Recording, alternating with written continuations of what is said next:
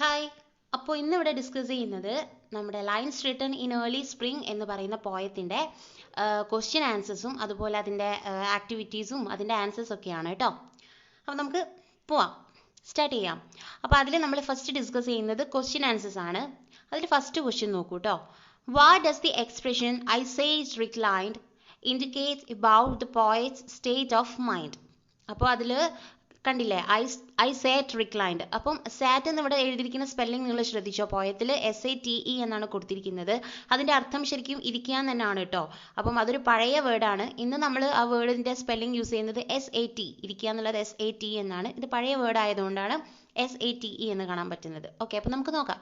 അപ്പം ഈ ഒരു എക്സ്പ്രഷൻ കൊണ്ട് അല്ലെങ്കിൽ ഈ ഒരു സ്റ്റേറ്റ്മെന്റ് കൊണ്ട് നമുക്ക് എങ്ങനെയാണ് പോയത്തിൻ്റെ ആ ഒരു മാനസികാവസ്ഥ എന്താണ് എന്നാണ് ഉദ്ദേശിക്കുന്നത് എന്നാണ് നമ്മളോട് ചോദിച്ചിരിക്കുന്നത്. ആൻസർ എന്താണ്? It indicates that the poet was quite relaxed. അപ്പം അതിൻ്റെ അർത്ഥം അത് എക്സ്പ്രസ് ചെയ്യുന്നത് ഇത്ര മാത്രമാണ്. ആ പോയറ്റിൻ്റെ മാനസികാവസ്ഥ എന്ന് പറയുന്നത് റിലാക്സ്ഡ് ആയിരുന്നു, സമാധാനം നിറഞ്ഞതായിരുന്നു. മനസ്സിലായില്ലേ? ഇനി question number 2. Why does the poet feel sad while reclining in the ground? അപ്പം അതിൽ പറയില്ലേ, പോയറ്റ് എന്താണ് ആ തോപ്പിലിരിക്കുന്ന സമയത്ത് അദ്ദേഹത്തിൻ്റെ മനസ്സിൽ ഒരുപാട് സങ്കടങ്ങൾ ഉണ്ടായിരുന്നു. അങ്ങനെ ആ സങ്കടങ്ങൾ വരാനുള്ള കാരണം എന്താണെന്നാണ് ചോദിച്ചിരിക്കുന്നത്. He feels sad because sad thoughts come to his mind. He thinks how man mistreats men and brings unhappiness around. അപ്പം എന്താണ് കാര്യം? അദ്ദേഹത്തിൻ്റെ മനസ്സിൽ ഒരുപാട് സങ്കടപ്പെടുത്തുന്ന ചിന്തകൾ വന്നിട്ടുണ്ടായിരുന്നു. അതിൽ മെയിൻ എന്തായിരുന്നു? എങ്ങനെയാണ് മനുഷ്യനെ തന്നെ ട്രീറ്റ് ചെയ്യുന്നത്, അല്ലെ മനുഷ്യനെ തന്നെ ദുരുപയോഗം ചെയ്യുന്നത്, മിസ്ട്രീറ്റ് ചെയ്യുന്നത് എങ്ങനെയാണ് എന്നാണ് പറഞ്ഞിരിക്കുന്നത്. എന്നിട്ട് ആ ഒരു കാരണങ്ങൾ കൊണ്ട് തന്നെ നമ്മളുടെ ചുറ്റിലും എന്താണ്, സന്തോഷമല്ല വരുന്നത്, അല്ലെ സങ്കടങ്ങൾ നിറഞ്ഞൊരു അന്തരീക്ഷമാണ് ഈ മനുഷ്യന്മാർ നമ്മൾ സൃഷ്ടിക്കുന്നത്. അപ്പം അതേക്കുറിച്ച് ആലോചിച്ചപ്പോഴാണ് അദ്ദേഹത്തിൻ്റെ മനസ്സിൽ സങ്കടങ്ങൾ വന്നത്. ഓക്കെ, ഇനി question number 3. How does the poet associate himself with nature? അപ്പോൾ പോയറ്റ് എങ്ങനെയാണ് പ്രകൃതിയുമായിട്ട് അസോസിയേറ്റ് ചെയ്തിരിക്കുന്നത്, ബന്ധപ്പെട്ടിരിക്കുന്നത്? പോയറ്റ് എന്ന് ഇവിടെ ഉദ്ദേശിക്കുന്നത് നമ്മൾ എല്ലാവരും ആണ് കേട്ടോ. മനുഷ്യനെ റെപ്രസെന്റ് ചെയ്ത് എല്ലാവരും റെപ്രസെന്റ് ചെയ്തിട്ട് പോയറ്റ് പറയുകയാണ്. എങ്ങനെയാണ് പോയറ്റും അല്ലെങ്കിൽ നമ്മളും പ്രകൃതിയും തമ്മിലുള്ള ഒരു കണക്ഷൻ അസോസിയേറ്റ് ചെയ്തിരിക്കുന്നത് എങ്ങനെയാണ്? അത് ആൻസർ നോക്കാം.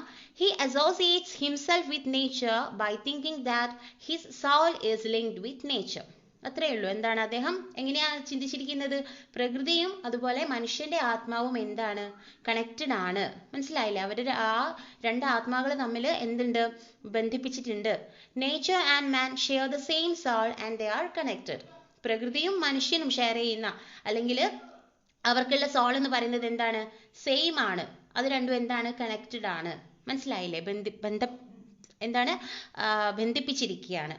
ഓക്കെ, ഇനി question number 4. And much it grieved my heart to think what man has made of man. What do these lines convey?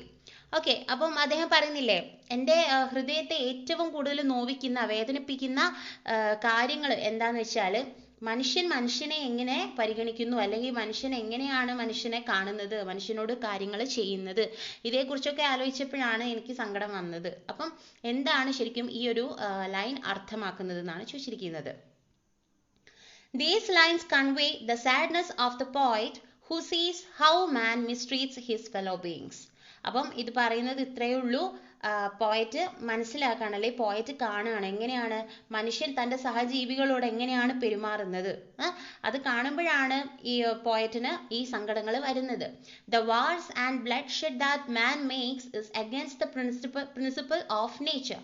അപ്പോൾ പ്രകൃതിയുടെ നിയമത്തെ തെറ്റിച്ചുകൊണ്ട്, അല്ലെ, യുദ്ധങ്ങളും അതുപോലെ രക്തക്കളങ്ങളൊക്കെയാണ് മനുഷ്യൻ എന്ത് ചെയ്യുന്നത്, ഇവിടെ ഉണ്ടാക്കി തീർക്കുന്നത്. Nature ask us to enjoy the peace and beauty that God has given us. അപ്പോൾ പ്രകൃതി പറയുന്നത് എന്താണ്, അല്ലെ പ്രകൃതി നമുക്ക് വേണ്ടി തരുന്നത് എന്താണ്, ഈ സന്തോഷവും സമാധാനവും ഒക്കെയാണ്, അല്ലെ. അത് ദൈവമായിട്ട് നമുക്ക് തരുന്ന കാര്യങ്ങളാണ്. അപ്പോൾ nature ask us to enjoy the peace. അപ്പോൾ പ്രകൃതി നമ്മളോട് പറയുന്നത് ആ സമാധാനവും സൗന്ദര്യവും സന്തോഷമൊക്കെ നിങ്ങൾ അനുഭവിക്കാൻ വേണ്ടിയിട്ടാണ് പറയുന്നത്. But we quarrel and fight each other, making us unhappy all the time. പക്ഷെ നമ്മൾ ചെയ്തുകൊണ്ടിരിക്കുന്നത് എന്താണ്, എപ്പോഴും വഴക്കും തല്ലും യുദ്ധവും, അല്ലെ. അത് നമ്മളെ എന്താക്കുന്നു, ദുഃഖിപ്പിക്കുന്നു. Next question. What makes the poet think that every flower enjoys its existence? അദ്ദേഹം പറയുന്നുണ്ട്, പോയിറ്റ് പറയുന്നുണ്ട്, ഓരോ പൂക്കളും അതിൻ്റെ നിലനിൽപ്പിനെ ഇഷ്ടപ്പെടുന്നുണ്ട്, അല്ലെ അത് അതിൻ്റെ ജീവൻ എന്ത് ചെയ്യുന്നുണ്ട്, അവ ഇഷ്ടപ്പെടുന്നുണ്ട്. അതിൻ്റെ കാരണം എന്താണെന്നാണ് ചോദിച്ചിരിക്കുന്നത്. When the flower blooms, it is like smiling. എന്താ പറഞ്ഞിരിക്കുന്നത്? ഫ്ലവർ, പൂവ് ഇങ്ങനെ വിരിഞ്ഞു വരുന്ന സമയത്ത് അവ ചിരിക്കുകയാണ്, അല്ലെ? Naturally, the flower is enjoying its time on earth. അപ്പം തീർച്ചയായിട്ടും ഇത് വിരിഞ്ഞു വരുന്ന സമയത്ത് എന്താണ്, ഭൂമിയിലേക്കാണ് എൻ്റെ ജീവൻ വരുന്നത്. അപ്പോൾ ആ ഒരു വരവ്, അല്ലെങ്കിൽ ഭൂമിയെ കാണാനുള്ള ആ ഒരു വരവ് ആ പൂക്കൾ എന്ത് ചെയ്യുന്നുണ്ട്, ശരിക്കും എൻജോയ് ചെയ്യുന്നുണ്ട്.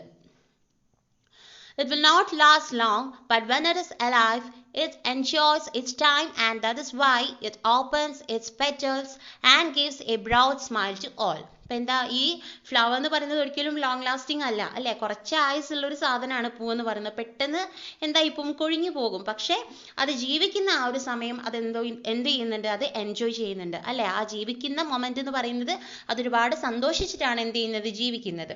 അപ്പം അതുകൊണ്ട് തന്നെയാണ് അതിൻ്റെ പൂക്കളൊക്കെ, അതിൻ്റെ എന്താണ്, ഇതളുകളൊക്കെ വിരിച്ച് അതെന്ത് ചെയ്യുന്നത്, ചിരിക്കുന്നത്.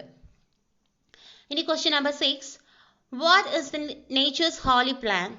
How does man work against it? അപ്പോൾ പ്രകൃതിയുടെ ആ വിശുദ്ധമായിട്ടുള്ള ആ ഒരു പ്ലാൻ എന്താണ്, അതെങ്ങനെയാണ് മനുഷ്യൻ അതിന് എതിരായിട്ട് നിൽക്കുന്നത്, പ്രകൃതിയുടെ ആ പ്ലാനിന് എതിരായിട്ട് എങ്ങനെയാണ് മനുഷ്യൻ നിൽക്കുന്നത് എന്നാണ് ചോദിച്ചിരിക്കുന്നത്.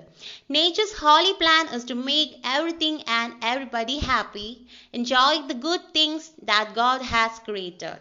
എന്താ പറഞ്ഞിരിക്കുന്നത്? പ്രകൃതിയുടെ നിയമം ഇത്രയേ ഉള്ളൂ, എല്ലാവരും സന്തോഷപരമായിട്ട് സമാധാനപരമായിട്ട് ജീവിക്കുക, ഹാപ്പി ആയിട്ട് ജീവിക്കുക, എന്താണ്, നല്ല നല്ല കാര്യങ്ങളിൽ സന്തോഷം കണ്ടെത്തുക, അതാണ് ദൈവം ശരിക്കും ക്രിയേറ്റ് ചെയ്തിരിക്കുന്നത്. But man works against this and spend his time quarreling and fighting. പക്ഷേ മനുഷ്യൻ ആ പറയുന്ന സമയങ്ങളൊക്കെ ചെലവഴിക്കുന്നത് എന്തിനു വേണ്ടിയിട്ടാണ്? വഴക്ക് കൂടാനും മറ്റുള്ളവരുമായിട്ട് എന്താ കശപിശ കൂടാനൊക്കെ വേണ്ടിയിട്ടാണ്. He is greedy and often spends his life getting and spending money without enjoying the beauty of nature. അപ്പോൾ മനുഷ്യൻ എന്ന് പറഞ്ഞാൽ എപ്പോഴും ആർത്തി തീരാത്തൊരു ഒരാളാണ്. കാരണം എന്ത് കിട്ടിയാലും വേണം വേണം വേണം എന്ന് ചിന്തിക്കുന്ന ഒരു എന്താ പറയുക, ഒരു റേസാണ്, ഒരു വർഗമാണ് മനുഷ്യൻ എന്ന് പറയുന്നത്. അതുകൂടാതെ എന്താണ്, അവർ ഒരുപാട് പൈസ ചെലവഴിക്കുന്നുണ്ട്. പക്ഷേ നമ്മൾ പ്രകൃതിയിലുള്ള സൗന്ദര്യങ്ങൾ അറിയാൻ വേണ്ടിയിട്ടല്ല ആ പണമൊന്നും ചെലവഴിക്കുന്നത്, അവനവൻ്റെ സ്വാർത്ഥതയ്ക്കും ആർത്തിക്കും ഒക്കെ വേണ്ടിയിട്ട് ആണ്. ഇനി last question. Suggest an alternative title for the poem. അപ്പം ഈ ഒരു പോയത്തിന് വേറൊരു ടൈറ്റിൽ പറയാമോ, നിർദ്ദേശിക്കാമോ എന്നാണ് പറഞ്ഞിരിക്കുന്നത്. But the beauty of nature എന്ന് പറയാം, അല്ലെങ്കിൽ നിങ്ങളുടെ മനസ്സിലുള്ള എന്തും ഈ ഒരു പോയം വായിക്കുന്ന സമയത്തിന് നിങ്ങൾക്ക് ആപ്റ്റ് ആയിട്ട് തോന്നുന്ന എന്തും ടൈറ്റിലും നിങ്ങൾക്ക് സജസ്റ്റ് ചെയ്യാം. ഓക്കെ, നമുക്ക് ആക്ടിവിറ്റീസിലേക്ക് പോവാം. ആദ്യത്തെ ആക്ടിവിറ്റി നോക്കൂ കേട്ടോ. What man has made of man is one of the most sinking expressions in the poem. മനുഷ്യൻ മനുഷ്യനോട് തന്നെ ചെയ്യുന്നത് എന്താണ് എന്നതാണ് നമ്മളൊരു ത്രൂ ഔട്ട് ഈ ഒരു പോയത്തിൽ കാണുന്നത്, അല്ലെ? ഇടയ്ക്കിടയ്ക്ക് ഇങ്ങനെ അതേപറ്റിയുള്ളൊരു കാര്യം പോയറ്റ് പറയുന്നുണ്ട്. Lines written in early spring. Okay, ഈ പോയത്തിലാണ് നമ്മളത് കാണുന്നത്. It describes the feelings of Wordsworth, the poet, and his thoughts about human activities against nature. പ്രകൃതിക്ക് വിരുദ്ധമായിട്ട് അല്ലെങ്കിൽ പ്രകൃതിക്ക് എതിരായിട്ട് ചെയ്യുന്ന മനുഷ്യരെ കുറിച്ച് ഓർത്തിട്ടാണ് അദ്ദേഹത്തിന് എന്ത് ചെയ്യുന്നത്, അദ്ദേഹം എന്താ പറയുക, വിഷമിക്കുന്നത്. ആ കാര്യത്തെക്കുറിച്ചാണ് മെയിനായിട്ട് ഈ ഒരു എക്സ്പ്രഷനിൽ, ഈ ഒരു വരിയിൽ നമ്മൾ കാണുന്നത്. What made the poet think so? എന്തുകൊണ്ടാണ് പോയറ്റ് അങ്ങനെ ചിന്തിക്കുന്നത്, എന്തുകൊണ്ടാണ് പോയറ്റിന് ആ ഒരു വിഷമം വരുന്നത്? ആൻസർ നോക്കൂ. Wordsworth thought about the world human race, what they are done for the nature. അപ്പം വേർഡ്സ്വർത്തിന് ചിന്തിക്കുക ഇത്ര മാത്രമേ ഉള്ളൂ, മനുഷ്യൻ എങ്ങനെയാണ് ഇത്രയ്ക്ക് അൺയോഗ്യതയായിട്ട്, എന്ന് വെച്ചാൽ എത്രയും എന്താ പറയുക, നേച്ചറിനോടോ അല്ലെങ്കിൽ നമ്മുടെ ഭൂമിയോടോ ഒന്നും പൊരുത്തപ്പെടാതെ എങ്ങനെയാണ് മനുഷ്യൻ ജീവിക്കുന്നത്, അതേക്കുറിച്ച് ആലോചിക്കുമ്പോഴാണ് അദ്ദേഹത്തിന് വിഷമം വരുന്നത്, അല്ലേ? What they are done for the nature. അവർ ശരിക്കും പ്രകൃതിയോട് എന്തൊക്കെയാണ് ചെയ്യുന്നത്? The human world is full of quarrels and fights. അപ്പം ഈ മനുഷ്യൻ്റെ ലോകം എന്ന് പറയുന്നത് തന്നെ ഒരുപാട് വഴക്കും യുദ്ധവും ഒക്കെ കലർന്നിട്ടുള്ളതാണ്. It is full of pain and misery, disease and death. അതിലെ വേദനകളും അതുപോലെ ദുരിതങ്ങളും അതുപോലെ എന്താ പറയുക, രോഗവും മരണവും ഒക്കെയാണ് ഉള്ളത്.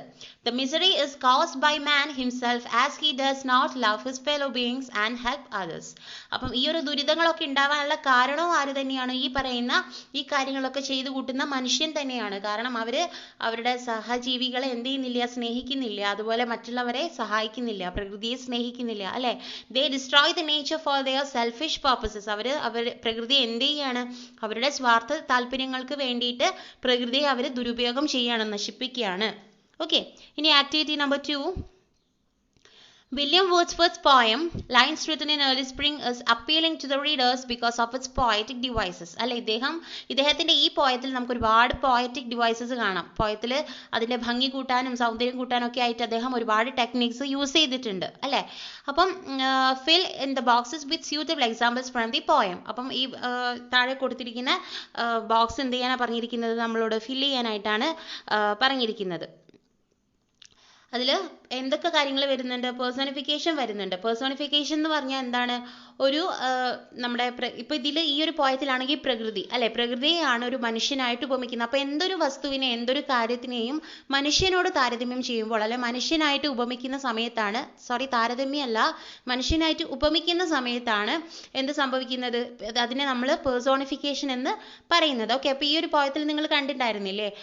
ടു ഹെർ എന്ന് പറയുന്നത്, അവൾ എന്താ പറയാ, അവൾ എന്ന് പറയുന്നത്, പ്രകൃതി അവൾ എന്നാണ് അഭിസംബോധന ചെയ്തിരിക്കുന്നത്. അതിന്റെ അർത്ഥം പ്രകൃതിയെ ഒരു സ്ത്രീ ആയിട്ടാണ് കാണുന്നത്.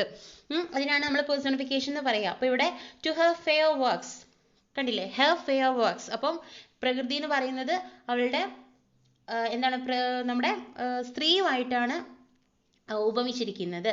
പിന്നെ the periwinkle trailed. Periwinkle is personified as A follower. Periwinkle എന്ന് പറഞ്ഞ ഒരു ഫ്ലവറിനെ കുറിച്ച് പറഞ്ഞിട്ടുണ്ടായിരുന്നില്ലേ? ഓക്കെ, അതൊരു ഫോളോവർ ആയിട്ടാണ് അതിനെ തുടരുന്ന ആള്, അല്ലെ നമ്മൾ ഫോളോ ചെയ്യുന്ന ആള് എന്നുള്ള അർത്ഥത്തിലാണ് എന്ത് ചെയ്തിരിക്കുന്നത്?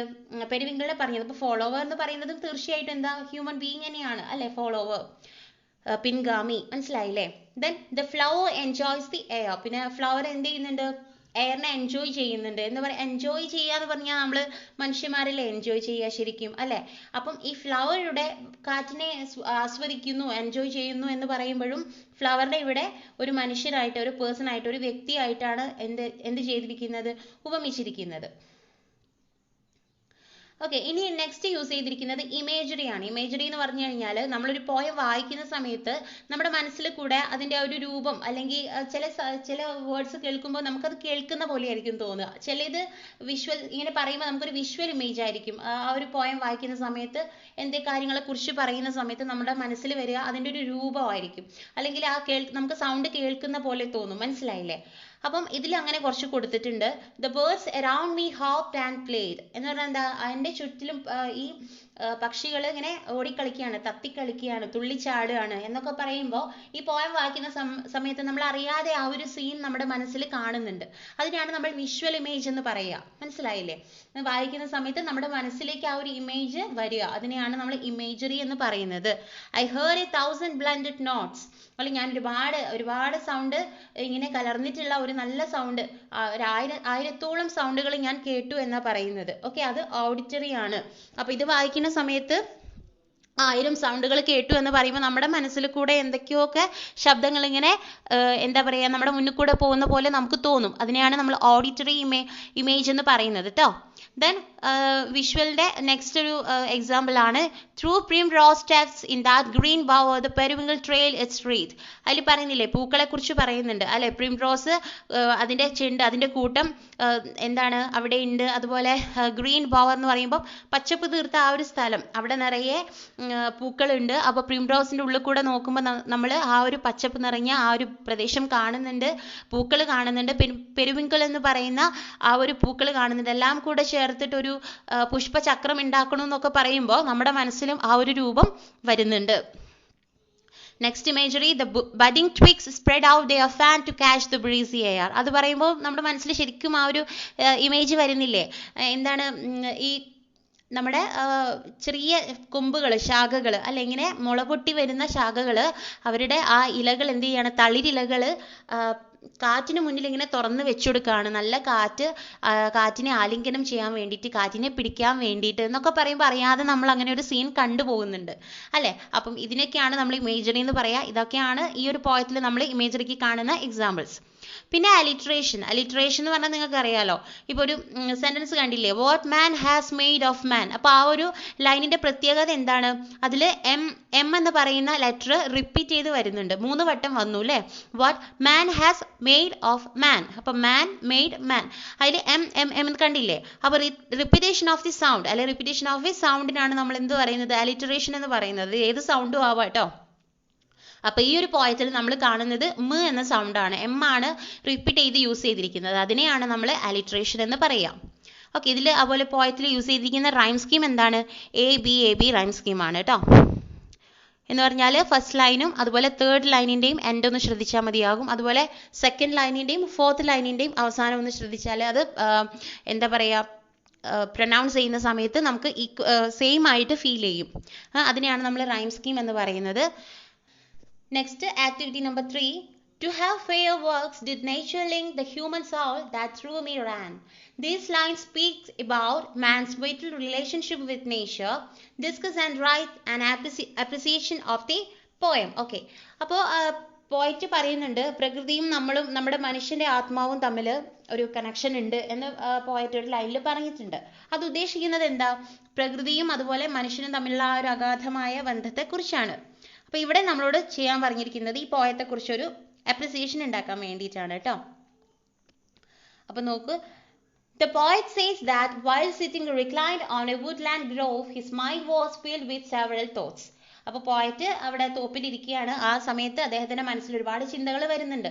While he finds solace in the nature's beauty, the same beauty also reminds him of sad thoughts. അപ്പോൾ പ്രകൃതിയുടെ ആ ഭംഗിയെക്കുറിച്ച് അദ്ദേഹം ഓർത്ത് സന്തോഷിക്കുമ്പോഴും അതേ ഭംഗിയെക്കുറിച്ച് ഓർത്തിട്ട് തന്നെ അദ്ദേഹത്തിന് സങ്കടവും വരുന്നുണ്ട്, എന്തൊക്കെയോ കാര്യങ്ങൾ ഓർത്ത് അദ്ദേഹത്തിന് സങ്കടവും വരുന്നുണ്ട്.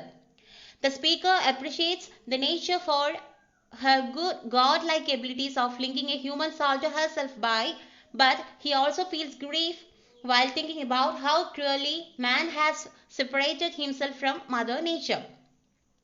അപ്പം അദ്ദേഹം പ്രകൃതിയെ ശരിക്കും അഭിനന്ദിക്കുകയാണ്. ആ ഒരു എന്താ പറയുക, ദൈവതുല്യമായ ഒരു കഴിവ് പ്രകൃതിക്കുണ്ട്. കാരണം എന്താ, പ്രകൃതി എന്ന് പറയുന്നത് മനുഷ്യന്റെ ആത്മാവായിട്ട് എപ്പോഴും ഒരു കണക്ഷൻ, ഒരു ലിങ്ക് അവിടെ ഉണ്ടാക്കി വെച്ചിട്ടുണ്ട്. പക്ഷേ അദ്ദേഹം എന്തെക്കുറിച്ച് ആലോചിക്കുന്നുണ്ട്, എങ്ങനെയാണ് മനുഷ്യൻ ഇത്രയും ക്രൂരമായിട്ട് പ്രകൃതിയെ മിസ്ട്രീറ്റ് ചെയ്യുന്നത്, നമ്മുടെ പ്രകൃതിയെ എന്ന അമ്മയെ നശിപ്പിക്കുന്നത്, അവരിൽ നിന്ന് അകറ്റുന്നത് എന്ന് ഓർക്കുമ്പോൾ അദ്ദേഹത്തിന് സങ്കടം വരുന്നുണ്ട്. The poet is highly appreciative of nature's beauty. അപ്പം അദ്ദേഹം ഒരുപാട് പ്രകൃതിയുടെ ഈ ഭംഗി ഒരുപാട് അഭിനന്ദിക്കുന്നുണ്ട്. He finds delight in the green boughs and has faith that the beautiful flowers enjoy every ounce of the air they breathe and they are thankful for living beside the nature. അപ്പോൾ അദ്ദേഹം അവിടെയുള്ള ആ പൂക്കളെ കുറിച്ചും എന്താ പറയാ, ആ പ്രകൃതി ഭംഗിയെക്കുറിച്ചൊക്കെ ഒരുപാട് വാചാലനാവുന്നുണ്ട് അല്ലെ. അതിന്റെ അടുത്തിരിക്കുന്ന സമയത്ത് അദ്ദേഹത്തിന് എന്താ പറയുക, ഒരുപാട് സന്തോഷം തോന്നുന്നുണ്ട്. അതുപോലെ ഓരോ പൂക്കളും അവിടെ വരുന്ന ശുദ്ധമായ വായു എന്ത് ചെയ്യാണ്, വളരെ സന്തോഷത്തോടെ അതിനെ ശ്വസിക്കുകയാണ്. The speaker observes the birds which sing and hop round him. He is in awe of these creatures. അപ്പൊ എന്താ, അദ്ദേഹം ഒരുപാട് ബേർഡ്സ് അദ്ദേഹത്തിന് ചുറ്റിലായിട്ട് ഇങ്ങനെ പല ശബ്ദങ്ങളും ഉണ്ടാക്കി തുള്ളിച്ചാടി നടക്കുന്നുണ്ട്. അപ്പം അതൊക്കെ കാണുമ്പോൾ അദ്ദേഹത്തിന് ശരിക്കും അത്ഭുതമാണ് വരുന്നത് അല്ലെ. Though the speaker doesn't understand their language and ways, he does recognize that the birds are creating all these movements out of sheer pleasure and joy. Okay. അദ്ദേഹത്തിന് അവരുടെ ഭാഷ മനസ്സിലാവുന്നില്ല, പക്ഷെ ഒന്ന് മനസ്സിലാവുന്നുണ്ട്, അവരുടെ ആ ഒരു മൂവ്മെന്റ്, അവരുടെ ആ ഒരു ഓരോ ചലനങ്ങൾ കാണുമ്പോഴും അദ്ദേഹത്തിന് മനസ്സിലാവുന്നുണ്ട് എന്താണ്, ഈ എല്ലാ പക്ഷികളും പ്രകൃതിയെ ആസ്വദിക്കുകയാണ്, പ്രകൃതിയിൽ നിന്ന് കിട്ടുന്ന എല്ലാ കാര്യങ്ങളെയും അവ ആസ്വദിക്കുകയാണെന്ന് അദ്ദേഹത്തിന് അവയുടെ ചലനങ്ങൾ കാണുമ്പോൾ മനസ്സിലാവുന്നുണ്ട്. The breeze blowing is sweet and light. The twigs are spreading out as if to catch the sweet air, and all the poet can do is gather pleasure in their existence. അതുപോലെ എന്താ, അവിടെ വരുന്ന ഓരോ മുളപൊട്ടി വരുന്ന കുഞ്ഞു ശിഖരങ്ങൾ പോലും ഈ കാറ്റിന് വേണ്ടിയിട്ട് അവരുടെ ഇലകൾ ഇങ്ങനെ വിടർത്തി വെക്കുകയാണ്. അപ്പം അദ്ദേഹം എന്താണ്, ഇതൊക്കെ കണ്ടിട്ട് ഒരുപാട് ആനന്ദം കൊള്ളുകയാണ്. ഈ പ്രകൃതിയിൽ എന്തൊക്കെ കാര്യങ്ങൾ നിലനിൽക്കുന്നുണ്ട് എന്നെ കുറിച്ച് ആലോചിച്ചിട്ട് അദ്ദേഹത്തിന് ഒരുപാട് സന്തോഷം വരികയാണ്. The speaker questions that if this is heaven and this is the holy plan of nature, then what man has done to himself is really bad. അപ്പൊ അദ്ദേഹം പറയാണ്, എന്താ, ദൈവമാണ് ഇങ്ങനെ ഒരു ബിലീഫ്, ഇങ്ങനെ ഒരു പ്ലാൻ ഉണ്ടാക്കിയതെങ്കിൽ, ഇങ്ങനെ ഒരു നിയമം ഉണ്ടാക്കിയതെങ്കിൽ മനുഷ്യൻ എന്തിനാണ് എന്ത് ചെയ്യുന്നത്, പ്രകൃതിയെ നശിപ്പിക്കുന്നത്, പ്രകൃതിയെ ഇങ്ങനെ ചൂഷണം ചെയ്യുന്നത്. Man has separated himself from such joy and is spending his time hating one another and having wars and fights. മനുഷ്യൻ ചെയ്യുന്നത് എന്താണ്, ഈ പ്രകൃതിയിൽ നിന്ന് അറ്റാച്ച്ഡ് ആവാതെ ഡിറ്റാച്ച്ഡ് ആവാനായിട്ട് നോക്കുന്നത് അല്ലെ, അതിൽ നിന്ന് സെപ്പറേറ്റ് ആവാൻ വിട്ടുവരാൻ വേണ്ടിയിട്ടാണ് നോക്കുന്നത്. അതുപോലെ അവന്റെ സമയങ്ങൾ മറ്റുള്ളവനെ വെറുക്കാനും മറ്റുള്ളവനെ എന്താ പറയാ ചൂഷണം ചെയ്യാനും യുദ്ധവും അതുപോലെ ഈ അടിപിടികളൊക്കെ നടത്താൻ വേണ്ടിയിട്ടാണ് മനുഷ്യൻ അവന്റെ സമയങ്ങൾ കണ്ടെത്തുന്നത്. The poem has 6 quatrains and the rhyming scheme is AB. അതിന്റെ poetic devices ഒക്കെ പറയുന്നുണ്ട്. അപ്പം 6 സ്റ്റാൻസ ഉള്ള പോയ ആയതുകൊണ്ട് തന്നെ ഇതിന് നമ്മൾ ക്വാട്രെയിൻസ് എന്നാണ് കേട്ടോ പറയുന്നത്. അത് നിങ്ങൾ ഒന്ന് നോട്ട് ചെയ്ത് വെച്ചോളൂ, കാരണം എക്സാമിനൊക്കെ നമുക്ക് ഒബ്ജക്റ്റീവ് ക്വസ്റ്റ്യൻ പോലൊക്കെ ചോദിച്ചേക്കാം. ഈ പോയം 6 സ്റ്റാൻസ വരുന്നത് കൊണ്ട് ഇതിന് പറയുന്ന പേരെന്താണ് എന്നൊക്കെ ചിലപ്പോൾ ചോദിച്ചു എന്ന് വരാം, അല്ലെങ്കിൽ ഇതിന്റെ പെക്യുലാരിറ്റി എന്താ സ്പെഷ്യാലിറ്റി എന്താന്നൊക്കെ ചോദിക്കുമ്പോൾ നമുക്ക് എഴുതാം. ഓക്കെ, ഇതിന് ക്വാട്രെയിൻസ് എന്നാണ് പറയുക. ഏത് പോയ ആയിക്കോട്ടെ 6 സ്റ്റാൻസയിലാണ് വരുന്നതെങ്കിലും നമ്മൾ അതിന് ക്വാട്രെയിൻസ് എന്ന് പറയും. പിന്നെ ഇതിൽ യൂസ് ചെയ്തിരിക്കുന്ന റൈം സ്കീം എന്ന് പറയുന്നത് AB എന്നാണ്. പിന്നെ എന്താണ് നമ്മുടെ പോയറ്റ് ഇതിൽ ഒരുപാട് പോയറ്റിക് ഡിവൈസസ് യൂസ് ചെയ്തിട്ടുണ്ട്. പേഴ്സോണിഫിക്കേഷൻ, അലിറ്ററേഷൻ, പിന്നെ ഹൈപ്പർബോൾ എന്ന് പറഞ്ഞാൽ എന്താണ് എക്സാഗറേഷൻ ആണ്. ഒന്നിനെ എന്താ പറയാ വലുതാക്കി പറയുക, വർദ്ധിപ്പിച്ച് പറയുക, അതിനാണ് നമ്മൾ ഹൈപ്പർബോൾ എന്നൊക്കെ പറയുന്നത്. ആ പോയം ഞാൻ എടുത്തിട്ടുണ്ട്, അതിലൊക്കെ ഞാൻ ഡീറ്റെയിൽ ആയിട്ട് പറഞ്ഞിട്ടുണ്ട് കേട്ടോ ഇതേക്കുറിച്ചൊക്കെ. And there is fine visual and auditory image. അതുപോലെ വിഷ്വൽ ആൻഡ് ഓഡിറ്ററി ഇമേജും ഇതിലുണ്ട്. നമ്മൾ കുറച്ച് മുന്നേ ആണ് ഡിസ്കസ് ചെയ്തത് ഇതേപ്പറ്റി. We too feel like the poet reclining in the grove, watching the flowers and listening to the music of the birds. Nature is really beautiful with many words. അപ്പം അദ്ദേഹത്തിന് ഫീൽ ചെയ്യുന്നത് പോലെ തന്നെ നമുക്ക് ഫീൽ ചെയ്യുന്നുണ്ട്. എന്താണ് അവിടെയുള്ള സംഗീതവും അതുപോലെ ബേർഡ്സിന്റെയും ആ ഫ്ലവേഴ്സിന്റെയും ഭംഗിയും സൗന്ദര്യവും ഒക്കെ നമുക്ക് ഫീൽ ചെയ്യുന്നുണ്ട്. പ്രകൃതി എന്ന് പറയുന്നത് ശരിക്കും എന്താ ഒരുപാട് അത്ഭുതങ്ങൾ നിറഞ്ഞ ഒന്ന് തന്നെയാണ് എന്ന് പറഞ്ഞിട്ടാണ് ഇത് അവസാനിക്കുന്നത്. ഓക്കെ, ഇനി നെക്സ്റ്റ് നോക്കൂ. Lines written in early spring language activities ആണ് കേട്ടോ. പോയത്തിലെ ലാംഗ്വേജ് ആക്ടിവിറ്റീസ് ആണ്. അതിൽ ആദ്യത്തെ activity read the following sentences and punctuate them. Okay, ഇപ്പോൾ ഇവിടെ കുറച്ച് സെന്റൻസസ് ഒക്കെ കൊടുത്തിട്ടുണ്ട്. അപ്പോൾ പക്ഷേ അതിന് കൃത്യമായിട്ടുള്ള പങ്ക്ച്വേഷൻ മാർക്സ് ഒന്നും കൊടുത്തിട്ടില്ല. എവിടെയാണ് ഫുൾ സ്റ്റോപ്പ്, എവിടെയാണ് കൊമ, അതുപോലെ ഈ എക്സ്ക്ലമേഷൻ മാർക്സ് എവിടെയാണ് കൊടുക്കേണ്ടത്, ക്വസ്റ്റ്യൻ മാർക്ക് എവിടെയാണ് കൊടുക്കേണ്ടത്. അപ്പോൾ നമ്മൾ വായിക്കുന്ന സമയത്ത് നമുക്കത് മനസ്സിലായിക്കോളും. അപ്പോൾ നമ്മളോട് കറക്റ്റായിട്ട് പങ്ക്ച്വേറ്റ് ചെയ്യാനാണ് പറഞ്ഞിരിക്കുന്നത്. Okay, the tree was older than the house. അവിടെ പങ്ക്ച്വേഷൻ മാർക്ക് വരിക ഫുൾ സ്റ്റോപ്പ് ആണ് കേട്ടോ, കാരണം അതൊരു സ്റ്റേറ്റ്മെന്റ് ആണ്, ജസ്റ്റ് ഒരു സ്റ്റേറ്റ്മെന്റ് ആണ്. അപ്പോൾ അതിന് നമ്മൾ ഫുൾ സ്റ്റോപ്പ് കൊടുത്തു. Then I saw a cobra and a mongoose fighting. അതും എന്താണ് ജസ്റ്റ് ഒരു സ്റ്റേറ്റ്മെന്റ് ആണ്. അവിടെ പങ്ക്ച്വേഷൻ മാർക്ക് വരുന്നത് ഫുൾ സ്റ്റോപ്പ് ആണ്. Then next വരുന്നത് വാട്ട് ഈസ് സ്പെക്ടാക്കുലർ സൈറ്റ്. ഇതെന്തൊരു ഭംഗിയുള്ള സൈറ്റ് ആണ്, കാഴ്ചയാണ് എന്ന് പറയുമ്പോൾ അവിടെ വരുന്നത് എക്സ്ക്ലമേഷൻ മാർക്കാണ് കേട്ടോ, അത്ഭുത ചിഹ്നമാണ് അവിടെ വരുന്നത്. Then will the mongoose kill the snake? Okay, mongoose ആ പാമ്പിനെ കൊല്ലുമോ എന്ന് പറയുമ്പോൾ അതിൽ തന്നെ നമുക്ക് മനസ്സിലാവുന്നുണ്ട് എന്താണ് അതൊരു ക്വസ്റ്റ്യൻ മാർക്കാണ് കേട്ടോ, ക്വസ്റ്റ്യൻ ആണ് വരുന്നത്. Son get down from the tree, അതും എന്താ പറയാ ഒരു സ്റ്റേറ്റ്മെന്റ് ആണ്. അതിൽ നമ്മൾ എന്താ പറയാ get down from the tree, അതിൽ നമുക്ക് എന്ത് കാണാം, ഒരു ഓർഡർ കാണാം അല്ലേ. അപ്പോൾ ഓക്കെ, അപ്പോൾ അതിൽ ഫുൾ സ്റ്റോപ്പ് ആണ് വരുന്നത്. ദെൻ പ്ലീസ് ആൻസർ മീ, അതിലൊരു റിക്വസ്റ്റ് ആണ്, അവിടെയും ഫുൾ സ്റ്റോപ്പ് ആണ്. Then oh what happy times those had been, അത് എത്ര നല്ല സന്തോഷമുള്ള ദിവസമായിരുന്നു. അപ്പം അതിന്റെ എക്സ്ക്ലമേഷൻ മാർക്കാണ് അതിന് വരുന്നത്, നമ്മുടെ അത്ഭുത ചിഹ്നം കേട്ടോ. Then what did man do to nature, പ്രകൃതിയോട് മനുഷ്യൻ ചെയ്യുന്നത് എന്താണ്, അത് എന്താണ് ഒരു ക്വസ്റ്റ്യൻ മാർക്കാണ്. ഇനി അതുമായി ബന്ധപ്പെട്ട് കുറച്ച് ക്വസ്റ്റ്യൻസ് നമ്മളോട് ചോദിച്ചിട്ടുണ്ട്, അതൊന്ന് നോക്കൂ. Based on the punctuation marks, how many sentence types can you identify? അപ്പോൾ ഇതിൽ നമ്മൾ കൊടുത്തിരിക്കുന്ന ആ സെന്റൻസും അതുപോലെ അതിന്റെ പങ്ക്ച്വേഷൻ മാർക്സ് ഒക്കെ വെച്ചിട്ട് നമുക്ക് ഇതിൽ എത്ര സെന്റൻസ് ടൈപ്പ് കാണാൻ പറ്റുന്നുണ്ടെന്നാണ് ചോദിച്ചിരിക്കുന്നത്. 4 സെന്റൻസ് ടൈപ്പ് ആണ്. നമുക്ക് സെന്റൻസ് ടൈപ്പ് എന്താണെന്നൊക്കെ താഴെ നോക്കാം കേട്ടോ. 4 സെന്റൻസ് ടൈപ്സ് ആണ് നമുക്ക് കാണാൻ പറ്റുന്നത്. അതിൽ B question, are there 2 types of sentences in the above set that end in a full stop? നമ്മൾ ചോദിച്ചിരിക്കുന്നത് ഫുൾ സ്റ്റോപ്പ് വരുന്ന എത്ര എന്താ പറയാ സെന്റൻസ് ടൈപ്പ് അവിടെ ഉണ്ടോ എന്നാണ് ചോദിച്ചിരിക്കുന്നത്. ഉണ്ട് അല്ലേ, ഫുൾ സ്റ്റോപ്പ് വരുന്ന സെന്റൻസ് ടൈപ്പ് ഉണ്ട്. Then what difference do you notice between these sentences, ഈ ഒരു സെന്റൻസുകൾ തമ്മിൽ നിങ്ങൾക്ക് കാണാൻ പറ്റിയ വ്യത്യാസങ്ങൾ എന്തായിരുന്നു. അതിലെ വ്യത്യാസങ്ങൾ എന്താണ്, ചിലത് സ്റ്റേറ്റ്മെന്റ്സ് ആണ്, ചിലത് ഇംപെറാറ്റീവ്സ് ആണ്. ദെൻ എന്താണ് based on your discussions how many sentence type you can identify. അപ്പം എത്ര സെന്റൻസ് ടൈപ്പ് ആണ് നമുക്ക് കാണാൻ സാധിക്കുന്നത് എന്നാണ് ചോദിച്ചിരിക്കുന്നത്. 4 ടൈപ്പ് ആണ് കേട്ടോ. നമുക്കിനി അതേക്കുറിച്ചുള്ള ഡീറ്റെയിൽ ആയിട്ടുള്ള കാര്യങ്ങളൊന്ന് നോക്കാം. which are the type of sentences you have identified. അപ്പം ഏതൊക്കെയാണ് സെന്റൻസ് ടൈപ്പ്, എന്തൊക്കെയാണ് സെന്റൻസ് ടൈപ്പ് എന്ന് പറഞ്ഞാൽ എന്താണ് എന്ന് നമുക്കൊന്ന് നോക്കാം. അതിൽ ഉൾപ്പെട്ടിരിക്കുന്ന 4 എന്ന് പറയുന്നത് സ്റ്റേറ്റ്മെന്റ്, ഒന്ന് സ്റ്റേറ്റ്മെന്റ് ആണ്. സ്റ്റേറ്റ്മെന്റ് എന്ന് പറഞ്ഞാൽ എന്താ പറയാ, നോർമലി നമ്മൾ പറയുന്ന ഒരു സെന്റൻസ് നമ്മൾ നോർമലി ഒരു കാര്യം പറയില്ലേ, അതിനെയാണ് നമ്മളൊരു സ്റ്റേറ്റ്മെന്റ് എന്ന് പറയുന്നത്. ഓക്കെ, ഇപ്പോൾ അതിൽ എക്സാമ്പിൾ കൊടുത്തിട്ടുണ്ട്. The tree was older than the house, I so A cobra and A mongoose fighting. അതിൽ പ്രത്യേകിച്ചൊന്നും ഇല്ലല്ലോ, അതിൽ ക്വസ്റ്റ്യൻ ആണ്, അല്ലെങ്കിൽ അതിലൊരു എന്താ പറയുക, ഒരു നമ്മുടെ ഇമോഷൻ കാണിക്കുന്ന ഒരു കാര്യമാണ്, അല്ലെങ്കിൽ ഒരു ഓർഡർ ആണ്, റിക്വസ്റ്റ് ആണ് എന്നൊന്നും പറയാനില്ലല്ലോ. ജസ്റ്റ് ഒരു കാര്യം നമ്മളോട് പറയുന്നു, അതിനെയാണ് നമ്മൾ എന്ത് പറയുക, സ്റ്റേറ്റ്മെന്റ് എന്ന് പറയുക. അതിൽ പ്രത്യേകിച്ച് വേറെ കാര്യങ്ങളൊന്നും ഉണ്ടാവില്ല. മനസ്സിലായില്ലേ? അതിനാണ് നമ്മൾ ജസ്റ്റ് ഒരു സ്റ്റേറ്റ്മെന്റ് എന്ന് പറയാം. അപ്പം സ്റ്റേറ്റ്മെന്റ് നമുക്ക് വേറെ എന്തൊക്കെ പറയാം? ഹീസ് എ ഗുഡ് സിംഗർ, അല്ലെങ്കിൽ she's my friend, I love my father. ഇതൊക്കെ എന്താണ്? ജസ്റ്റ് ഒരു സ്റ്റേറ്റ്മെന്റ് ആണ്, ജസ്റ്റ് ഒരു സെന്റൻസ് ആണ്. നെക്സ്റ്റ് ക്വസ്റ്റ്യൻ ടൈപ്പ് എന്ന് പറയുന്നത് command or request. Okay, command or request, അതിനെയാണ് നമ്മൾ ഇംപെരാറ്റീവ്സ് എന്ന് വിളിക്കുന്നത് കേട്ടോ, ഇംപെരാറ്റീവ്സ്. അപ്പം ഇംപെരാറ്റീവ്സിൽ പെടുന്നതാണ് ഈ കമാൻഡ്, ഓർഡർ, റിക്വസ്റ്റ്. നമ്മൾ ഒരാളോട് കമാൻഡ് ചെയ്യുക, നീ ഇങ്ങനെ ചെയ്യണം, അല്ലെങ്കിൽ ഒരു ഓർഡർ കൊടുക്കുക. ഞാൻ നിന്നോട് ഓർഡർ ചെയ്യുകയാണ്, നീ ഇത് ചെയ്യണം, ഇങ്ങനെ നടക്കണം, ഇങ്ങനെ ചെയ്യണം എന്നൊക്കെ പറയുമ്പോൾ അതൊരു ഓർഡർ ആണ്. തന്നെ റിക്വസ്റ്റ് എന്താണ്? നമ്മൾ ഒരാളോട് അഭ്യർത്ഥിക്കുന്നത്, അല്ലെ, റിക്വസ്റ്റ് ചെയ്യുന്നത്. അപ്പൊ ഈ ഒരു 3 കാര്യങ്ങൾ പെട്ടതിനെയാണ് നമ്മൾ കോമൺ ആയിട്ട് ഇംപെരാറ്റീവ്സ് എന്ന് വിളിക്കുന്നത്. അപ്പൊ ഇംപെരാറ്റീവ്സിൽ നമുക്ക് എക്സാമ്പിൾ പറഞ്ഞേ, എന്താ പറയാ, പ്ലീസ് ആൻസർ മീ, എന്നോട് എനിക്ക് ആൻസർ തരൂ, അതിൽ പ്ലീസ് എന്നാ പറഞ്ഞിരിക്കുന്നത്. അപ്പൊ പ്ലീസ് യൂസ് ചെയ്യുന്നതുകൊണ്ട് തന്നെ അതൊരു റിക്വസ്റ്റ് ആണ്. Then son get out from the tree, നീ മരത്തിൽ നിന്ന് ഇറങ്ങൂ എന്ന് പറയുന്നത് ജസ്റ്റ് എന്താണ്? ഒരു ഓർഡർ ആണ്. മനസ്സിലായില്ലേ? ഇതിനെയാണ് നമ്മൾ ഇംപെരാറ്റീവ്സ് എന്ന് പറയുന്നത്. ഇംപെരാറ്റീവ്സിൽ കമാൻഡ്, ഓർഡർ, റിക്വസ്റ്റ് ഇത് 3 പെട്ടിട്ടുണ്ട്. ദെൻ നെക്സ്റ്റ് എന്ന് പറയുന്നത് എക്സ്ക്ലമേഷൻസ് ആണ് കേട്ടോ.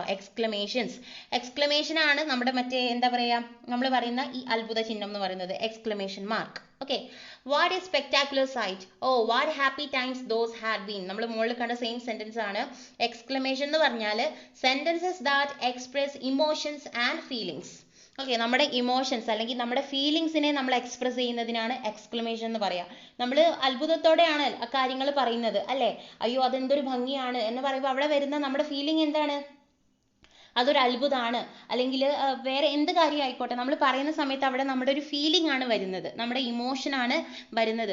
നീ എന്നാൽ എന്നോട് അങ്ങനെ ചെയ്തല്ലോ, ഇത് എന്തൊരു ഭംഗിയുള്ള പൂവാണ് എന്നൊക്കെ പറയുമ്പോൾ നമ്മുടെ ഫീലിംഗ് ആണ് അവിടെ കാണിക്കുന്നത്. അതിനെയാണ് നമ്മൾ എക്സ്ക്ലമേഷൻ എന്ന് പറയുന്നത്. അതാണ് 3ാമത്തെ sentence type. And last one എന്ന് പറയുന്നതാണ് നമ്മുടെ ക്വസ്റ്റ്യൻസ്. ഓക്കെ, ക്വസ്റ്റ്യൻസ് അറിയാലോ എന്താണെന്ന്. അപ്പോൾ ക്വസ്റ്റ്യൻസിനെ നമ്മൾ പറയുന്ന സെന്റൻസ് ടൈപ്പിൽ നമ്മൾ പറയുന്ന പേരാണ് ഇന്ററോഗേറ്റീവ്. എന്താണ്? ഇന്ററോഗേറ്റീവ്സ്. ഓക്കെ, താഴെ കാണുന്നില്ലേ നിങ്ങൾ? Statement sentences are called assertive. അപ്പോൾ സ്റ്റേറ്റ്മെന്റ് സെന്റൻസ് നോർമലി നമ്മൾ പറയുന്ന ഒരു സ്റ്റേറ്റ്മെന്റ് സെന്റൻസിനെ നമ്മൾ പറയുന്നതിനെയാണ് നമ്മൾ assertive എന്ന് പറയുന്നത്. അതുപോലെ sentence that express command, order, request ഇവ 3നെയും നമ്മൾ ഉൾക്കൊള്ളിച്ച് പറയുന്നതിനെയാണ് നമ്മൾ ഇംപെരാറ്റീവ്സ് എന്ന് പറയുന്നത്. Next, sentences that ask questions are called interrogatives. അപ്പം ഒരു സെന്റൻസിൽ നമ്മൾ ക്വസ്റ്റ്യൻ ആണ് ചോദിക്കുന്നതെങ്കിൽ, ക്വസ്റ്റ്യൻ ആയിട്ടാണ് ഒരു സെന്റൻസ് വരുന്നതെങ്കിൽ നമ്മൾ അതിനെ ഇന്ററോഗേറ്റീവ്സ് എന്ന് പറയുന്നു. ലാസ്റ്റ് എന്താണ്? Sentences that express emotions and feelings are called exclamations. അപ്പോൾ ഇമോഷൻസും നമ്മുടെ ഫീലിംഗ്സ് ഒക്കെയാണ് നമ്മൾ എക്സ്പ്രസ് ചെയ്യുന്നതെങ്കിൽ അതിനെ നമ്മൾ എക്സ്ക്ലമേഷൻസ് എന്ന് പറയും. അപ്പം 4 ടൈപ്പ് സെന്റൻസ് ഉണ്ടെന്ന് മനസ്സിലായില്ലേ? അസർട്ടീവ് സെന്റൻസ്, ഇംപെറാറ്റീവ് സെന്റൻസ്, പിന്നെ interrogative sentences and exclamation sentences. മനസ്സിലായില്ലേ? ഇത് 4 സെന്റൻസ് ടൈപ്പ് എന്ന് പറയുന്നത്. Okay, now write 2 examples each for the sentence type you have identified. അപ്പോൾ നമ്മൾ പഠിച്ചു വെച്ചിട്ടുള്ള ഈ 4 സെന്റൻസ് ടൈപ്പിൽ നമ്മളോട് എക്സാമ്പിൾ ചെയ്യാനാണ് പറഞ്ഞിരിക്കുന്നത്. അപ്പോൾ ഫസ്റ്റ് അസർട്ടീവ് അല്ലെങ്കിൽ സ്റ്റേറ്റ്മെന്റ് സെന്റൻസ്. അതിന്റെ കുറച്ച് എക്സാമ്പിൾ പറയൂ. My sister sings well, our teacher teaches well. അപ്പം അതൊക്കെ എന്താ? ജസ്റ്റ് ഒരു സ്റ്റേറ്റ്മെന്റ് ആണ്. I am playing with my friends, അല്ലെങ്കിൽ I am going to my school, അല്ലെങ്കിൽ I am playing with my friends, അല്ലെങ്കിൽ എന്താണ് ഐ ലൈക്ക് കേക്ക്സ് എന്നൊക്കെ പറയുമ്പോൾ എന്താണ്? അതൊക്കെ ജസ്റ്റ് എന്താണ്? ഒരു അസർട്ടീവ് ആണ്, അസർട്ടീവ് സെന്റൻസ് ആണ്, ജസ്റ്റ് ഒരു സ്റ്റേറ്റ്മെന്റ് ആണ്. നെക്സ്റ്റ്, ഇംപെറാറ്റീവ് ക്വസ്റ്റ്യൻസ് എന്തൊക്കെയാ? Open the window, please give me A pen, അല്ലെങ്കിൽ പ്ലീസ് ടേക്ക് ദാറ്റ് ഫോൺ എന്നൊക്കെ പറയുമ്പോൾ അതാണ് ഇംപെറാറ്റീവ്. ഓർഡർ അല്ലെങ്കിൽ റിക്വസ്റ്റ് അല്ലെങ്കിൽ കമാൻഡ്. 3ാമത്തത് എന്താ? ഇന്ററോഗേറ്റീവ്. അതിൽ ക്വസ്റ്റ്യൻ ആയിരിക്കും വരിക. ഇന്ററോഗേറ്റീവിൽ ക്വസ്റ്റ്യൻ ആയിരിക്കും വരിക. Where are you going, which is your favourite novel. നമുക്ക് എന്ത് ക്വസ്റ്റ്യൻസ് വേണമെങ്കിലും ചോദിക്കാം. What is your name, where's your home, അല്ലേ, which is your favourite teacher, അല്ലെങ്കിൽ ഹൗ ഓൾഡ് ആർ യു എന്നൊക്കെ പറയുന്നത് എന്താണ്? ഇന്ററോഗേറ്റീവ് സെന്റൻസ് ആണ്. ക്വസ്റ്റ്യൻ മാർക്ക് വരുന്ന അല്ലെങ്കിൽ ക്വസ്റ്റ്യൻ വരുന്ന സെന്റൻസിനെയാണ് നമ്മൾ ഇന്ററോഗേറ്റീവ് എന്ന് പറയുന്നത്. Then exclamatory, what a beautiful flower, how nous nicely he sings എന്നൊക്കെ പറയുമ്പോൾ നമ്മുടെ ഫീലിങ്സ് ആണ് നമ്മളവിടെ കാണിക്കുന്നത്. അതിനെയാണ് നമ്മൾ എക്സ്ക്ലമേറ്ററി എന്ന് പറയുക. മനസ്സിലായില്ലേ? നെക്സ്റ്റ് ആക്ടിവിറ്റി 2, അതിലെ ആക്ടിവിറ്റി 2 ആണ് കേട്ടോ. Read the following sentences. താഴെ കുറച്ച് സെൻറ്റൻസ് കൊടുത്തിട്ടുണ്ട്, നോക്കൂ കേട്ടോ. I had built a small platform on the tree. I was not afraid. Grandfather had a very beautiful garden. The combatants were not aware of my presence in the banyan tree. I don't get any sleep at all. My first friend was a small gray squirrel. The snake slithered along my shoulder. I was no mere image cut in granite. The snake looked into the mirror and saw its reflection. അപ്പോൾ ഇതിനെ categorise ചെയ്യാനാണ് പറഞ്ഞിരിക്കുന്നത്. Affirmative ആയിട്ടും അതുപോലെ negative sentence ആയിട്ടും നമ്മളോട് ഇതിനെ classify ചെയ്യാനാണ് പറയുന്നത്. അഫർമേറ്റീവ് സെൻറ്റൻസ് എന്ന് പറഞ്ഞാൽ പോസിറ്റീവ് സെൻറ്റൻസ് എന്ന് പറഞ്ഞാൽ ആ ഒരു സെൻറ്റൻസിൽ നമുക്ക് നെഗറ്റീവായിട്ടൊരു വേർഡ് കാണാൻ കഴിഞ്ഞിട്ടില്ലെങ്കിൽ അതിനെ പോസിറ്റീവ് എന്ന് പറയുന്നു. മറിച്ച് അതിലൊരു നെഗറ്റീവ് വേർഡ്, ഇപ്പം നോന്നോ നെവോന്നോ അല്ലെങ്കിൽ നെഗറ്റീവ് എന്ന് മീനിങ് വരുന്ന എന്ത് വേർഡ് വന്നാലും നമ്മൾ അതിനെ നെഗറ്റീവ് സെൻറ്റൻസ് എന്നാണ് പറയുന്നത്. സിമ്പിൾ ആണ് കേട്ടോ. അപ്പോൾ അതിനെ ക്ലാസിഫൈ ചെയ്യുമ്പോൾ നോക്കൂ. I had build A small platform on the tree. ഞാൻ മരത്തിൻ്റെ മുകളിലൊരു ചെറിയൊരു പ്ലാറ്റ്ഫോം ഉണ്ടാക്കി. അതിൽ പ്രത്യേകിച്ച് നെഗറ്റീവ് ഒന്നും കാണാൻ പറ്റുന്നില്ലല്ലോ. അപ്പോൾ അത് പോസിറ്റീവ് സെൻറ്റൻസ് ആണ്. ഐ വാസ് നോട്ട് എഫ്രേഡ്, അതിൽ കണ്ടില്ലേ, I was not afraid, not എന്ന വേർഡ് കാണുന്നുണ്ട്. അപ്പം നോട്ട് എന്ന് വരുമ്പോൾ അത് തീർച്ചയായിട്ടും എന്തായിരിക്കും, നെഗറ്റീവിലായിരിക്കും പോവുക. Then grand father had a very beautiful garden. Grand ഫാദറിന് നല്ല ഭംഗിയുള്ളൊരു പൂന്തോട്ടം ഉണ്ട്. അതിൽ പ്രത്യേകിച്ച് നെഗറ്റീവ് ഒന്നുമില്ല, അതുകൊണ്ട് പോസിറ്റീവ് സെൻറ്റൻസ് ആണ്.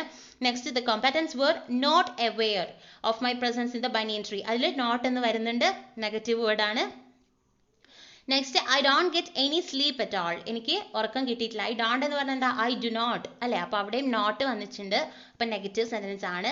Then my first front was A small grey squirrel. എൻ്റെ ആദ്യത്തെ ഫ്രണ്ട് ഒരു ഗ്രേ സ്ക്യൂരൽ ആണ്. അതിൽ നെഗറ്റീവ് വേർഡൊന്നുമില്ല, അതുകൊണ്ട് തന്നെ അഫർമേറ്റീവ് സെൻറ്റൻസ് ആണ്, പോസിറ്റീവ് സെൻറ്റൻസ് ആണ് കേട്ടോ.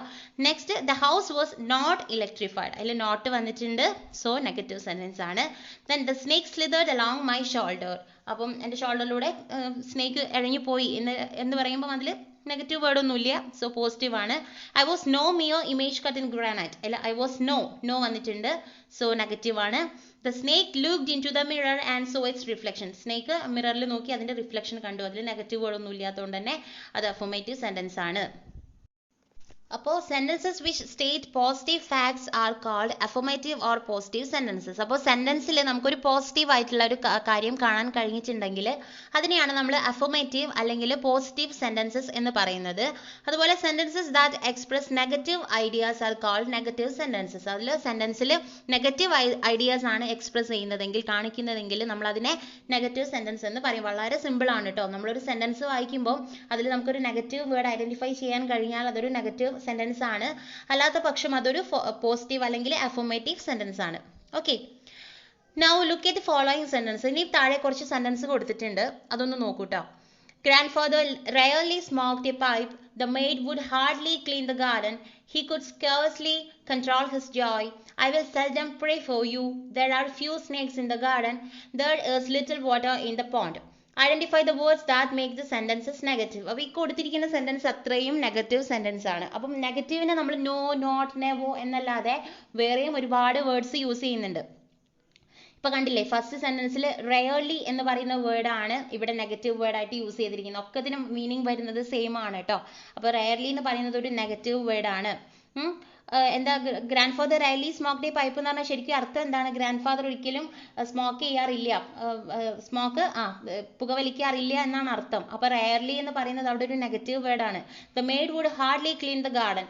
എന്താണ് മെയ്ഡ് വുഡ്? അപ്പം മെയ്ഡ് എന്ത് ചെയ്യാറില്ല, അവിടെയുള്ള ഗാർഡൻ ക്ലീൻ ചെയ്യാറില്ല എന്നാണ് അവിടെ പറഞ്ഞതിനർത്ഥം. കാരണം ഹാർഡ്ലി എന്ന് പറഞ്ഞാലും നോ, ഇല്ല എന്നുള്ള അർത്ഥമാണ് വരുന്നത്. മനസ്സിലായില്ലേ? അപ്പോൾ ഹാർഡ്ലി എന്നതാണ് രണ്ടാമത്തെ നമ്മൾ വേർഡ് ഐഡന്റിഫൈ ചെയ്തിരിക്കുന്ന നെഗറ്റീവ് വേർഡ്. മൂന്നാമത്തേൽ he could scarcely control his joy. Scarcely എന്ന് പറഞ്ഞാലും എന്താണ്? നെഗറ്റീവ് മീനിങ് ആണ്. അതിന്റെ അർത്ഥം എന്താ? അവന്റെ സന്തോഷവും അതുപോലെ കൺട്രോൾ ചെയ്യാൻ കഴിയാറില്ല എന്നാണ് അർത്ഥം. അവിടെ ഇല്ല, കൺട്രോൾ ചെയ്യാൻ കഴിയാറില്ല. അപ്പം അവിടെ ഒരു നെഗറ്റീവ് മീനിങ് ഉണ്ടാക്കിയത് ഈ സ്കേഴ്സ്ലി എന്ന് പറയുന്ന വേർഡ് യൂസ് ചെയ്തിട്ടാണ്. സ്കേഴ്സ്ലി എന്ന് പറയുന്നതും ഒരു നെഗറ്റീവ് വേർഡ് ആണ്. Then I will seldom pray for you. എന്ന് പറഞ്ഞാൽ എന്താ, ഞാൻ നിനക്ക് വേണ്ടി പ്രാർത്ഥിക്കില്ല എന്നാണ് അർത്ഥം അല്ലേ. സെൽഡം എന്ന് പറഞ്ഞാലും അവിടെ നെഗറ്റീവ് ആണ്, നെഗറ്റീവ് മീനിങ് ആണ് വരുന്നത്. Then there are few snakes in the garden. അതുപോലെ ഫ്യൂ എന്ന് പറഞ്ഞാൽ ദർ ആർ ഫ്യൂ എന്നാണ് പറഞ്ഞിരിക്കുന്നത്.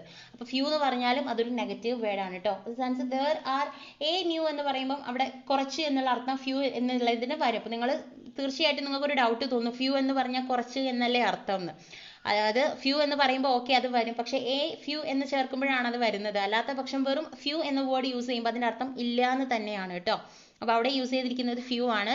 ദെൻ ലാസ്റ്റിൽ നിങ്ങൾക്ക് കാണാം there is little water in the pond. അതുപോലെ എ ലിറ്റിൽ അല്ല യൂസ് ചെയ്തിരിക്കുന്നത്, വെറും ലിറ്റിൽ എന്നാണ് യൂസ് ചെയ്തിരിക്കുന്നത്. അതിൻ്റെ അർത്ഥം എന്താണ്, അതിന് മീനിങ്ങും വരുന്നത് നെഗറ്റീവ് ആണ്. അപ്പം ഈ 6 വേർഡ്സ് ആണ് നമുക്കിതിൽ കാണാനായിട്ട് കഴിഞ്ഞിരിക്കുന്നത്. Then next, rewrite the given sentences into negative sentences using the word you have identified. അപ്പോൾ നമ്മൾ ഇവിടെ ഇപ്പം 5-6 വേർഡ്സ് കണ്ടുപിടിച്ചില്ലേ, ആ വേർഡ്സ് ഒക്കെ യൂസ് ചെയ്തിട്ട് നമ്മളോട് എന്ത് ചെയ്യാനാണ് പറഞ്ഞിരിക്കുന്നത്, തന്നിരിക്കുന്ന സെന്റൻസ് നെഗറ്റീവ് ആക്കാനാണ് പറഞ്ഞിരിക്കുന്നത്. അപ്പോൾ ഈസി ആണ്.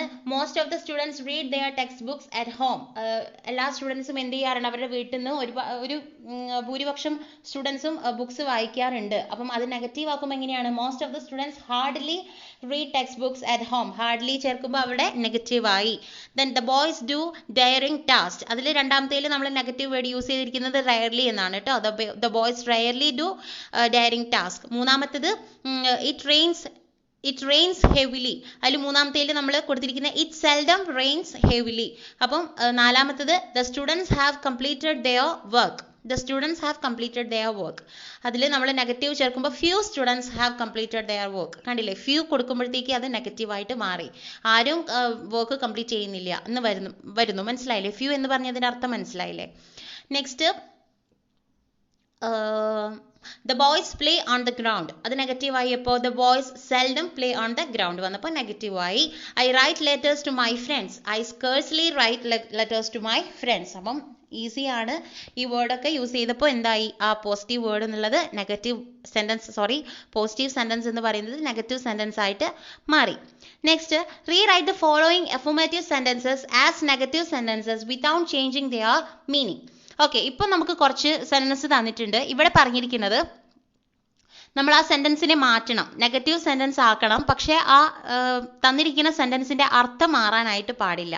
ഇപ്പോൾ എന്താ പറയുക, I am a good singer എന്ന് പറയുമ്പോൾ ഞാൻ അതിൻ്റെ കൂടെ I am not a good singer എന്ന് പറഞ്ഞാൽ അർത്ഥം മാറുന്നില്ലേ? കാരണം നമുക്ക് തന്നിരിക്കുന്ന സെന്റൻസ് എന്താ, I am a good singer, ഞാനൊരു നല്ല സിംഗർ ആണ് എന്നാണ്. പക്ഷെ നമ്മൾ അതിൽ നെഗറ്റീവ് ചേർക്കുമ്പോൾ I am not a good singer ആവും. പക്ഷെ നോട്ട് എന്നത് അവിടെ ചേർക്കുകയും വേണം, എന്ന മീനിങ് മാറരുത്. അപ്പം I am not a good singer എന്ന് പറയുന്നതിന് പകരം നമുക്ക് എന്ത് പറയാം, I am not a bird singer, എന്നാൽ ഞാൻ ചീത്തയായി പാടുന്ന ആളല്ല എന്ന് പറഞ്ഞാൽ അതിൻ്റെ അർത്ഥം എന്താ, ഞാൻ നല്ലൊരു പാട്ടുകാരനാണ്. മനസ്സിലായില്ലേ? അവിടെ നമ്മളോട് അതിൻ്റെ ആന്റണിം യൂസ് ചെയ്യാനാണ് പറഞ്ഞിരിക്കുന്നത്. അതിൻ്റെ കൂടെ ആന്റണിം എന്ന് പറഞ്ഞാൽ അവിടെ തന്നിരിക്കുന്ന വേർഡിന്റെ വിപരീതം. അപ്പോൾ നമ്മൾ നെഗറ്റീവ് വേർഡും അതുപോലെ ഒരു ആന്റോണിമും കൂടെ യൂസ് ചെയ്യുന്ന സമയത്ത് നമുക്ക് അർത്ഥം മാറുന്ന പ്രശ്നം വരുന്നില്ല. ഓക്കെ, നമുക്ക് എക്സാമ്പിൾ നോക്കുമ്പോൾ നിങ്ങൾക്ക് മനസ്സിലായിക്കോളൂ കേട്ടോ. ഇപ്പൊ ഫസ്റ്റ് കണ്ടില്ലേ, Jack always agrees to help his friends. കണ്ടില്ലേ? അപ്പം ജാക്ക് എന്താണ്, always helps Jack always agrees to help his friends. അവൻ്റെ ഫ്രണ്ട്സിനെ എപ്പോഴും സഹായിക്കാമെന്ന് ജാക്ക് എന്ത് ചെയ്തിട്ടുണ്ട്, അഗ്രി ചെയ്തിട്ടുണ്ട്. അതൊരു പോസിറ്റീവ് വേർഡ് ആണ് കേട്ടോ. അപ്പം നമ്മൾ അത് നെഗറ്റീവ് ആക്കുന്നു. എങ്ങനെ നെഗറ്റീവ് ആക്കുന്നത്, Jack never disagrees to help his friends. മനസ്സിലായില്ലേ? ഇപ്പം Jack always agrees to help his friends എന്ന് പകരം നമ്മൾ Jack never agrees to help his friends എന്ന് പറഞ്ഞാൽ എന്തായി അർത്ഥം, ജാക്ക് ഒരിക്കലും അഗ്രി ചെയ്തിട്ടില്ല എന്നാകും. പക്ഷെ നമുക്ക് അങ്ങനെ വേർഡ് ആവാൻ പാടില്ല, മീനിങ് ആവാൻ പാടില്ല. നമ്മൾ അങ്ങനെ വായിക്കുമ്പോഴും നെഗറ്റീവ് വേർഡ് കൊടുക്കുമ്പോഴും ആ പറയുന്ന മീനിങ് സെയിം ആയിരിക്കണം. എന്ന് പറഞ്ഞാൽ ജാക്ക് അഗ്രി ചെയ്ത ആൾ തന്നെയാണ്, ഫ്രണ്ട്സിനെ ഹെൽപ്പ് ചെയ്യുമെന്ന് അഗ്രി ചെയ്ത ആൾ തന്നെയാണ് എന്നുള്ള മീനിങ് തന്നെ വരണം. അവിടെ നെഗറ്റീവ് ഒരു വേർഡ് യൂസ് ചെയ്താലും അപ്പം അങ്ങനെ വരണം എന്നുണ്ടെങ്കിൽ നമ്മൾ അവിടെ കൊടുത്തിരിക്കുന്ന ആ വേർബിന്റെ എന്താണ്, ആന്റോണിമായിട്ട് നമ്മൾ അവിടെ മാറ്റിയിരിക്കണം. അപ്പം അഗ്രീസ് എന്നുള്ളത് എന്താവും, ഡിസഗ്രി ആകും. അപ്പം നെവർ ഡിസഗ്രി എന്ന് പറഞ്ഞാൽ എന്താ അർത്ഥം, അഗ്രി ചെയ്യില്ല എന്നല്ല അല്ലെ. നമ്മൾ Jack always agrees to help his friends, Jack എപ്പോഴും എന്താണ് അവൻ്റെ ഫ്രണ്ട്സിനെ ഹെൽപ്പ് ചെയ്യാമെന്ന് അഗ്രി ചെയ്തിട്ടുണ്ട്. അപ്പം നെവോ ചേർക്കുമ്പം Jack never disagrees to help his friends. അപ്പം ഡിസഗ്രി എന്ന് ചേർക്കുമ്പോഴും Jack always agrees to help his friends എന്ന് ചേർക്കുമ്പോഴും അവിടെ മീനിങ് സെയിം ആണ് വരുന്നത്. ഓക്കെ, അപ്പം ആന്റോണിയും ചേർത്ത് കഴിഞ്ഞാൽ സെയിം മീനിങ് വന്നോളും. രണ്ടാമത്തത് drives his car very carefully. അവൻ അവന്റെ കാർ ഓടിക്കുന്നത് വളരെ ശ്രദ്ധയോടെയാണ്. അപ്പൊ നമ്മൾ കൊടുക്കുകയാണ് എന്താ, he hardly drives his car carefully എന്ന് പറഞ്ഞാൽ അവൻ വണ്ടി ഓടിക്കുന്നത് ശ്രദ്ധയോടെ അല്ല എന്നായി പോകും. അപ്പം അങ്ങനെ മീനിങ് മാറാൻ പാടില്ല. അവൻ വണ്ടി ശ്രദ്ധയോടെ തന്നെ ഓടിക്കുന്നു എന്ന് മീനിങ് വരികയും വേണം, പക്ഷെ അതിലൊരു നെഗറ്റീവ് വേർഡ് യൂസ് ചെയ്യുകയും വേണം. പക്ഷെ he drives his car very carefully എന്നുള്ളതിൽ ഒരു നെഗറ്റീവ് വേർഡ് കൊടുത്ത് എന്താവും, അതിന്റെ അർത്ഥം അങ്ങ് മാറിപ്പോവും. അവൻ വണ്ടി ഓടിക്കുന്നത് ശ്രദ്ധിച്ചല്ല എന്നായി പോവും.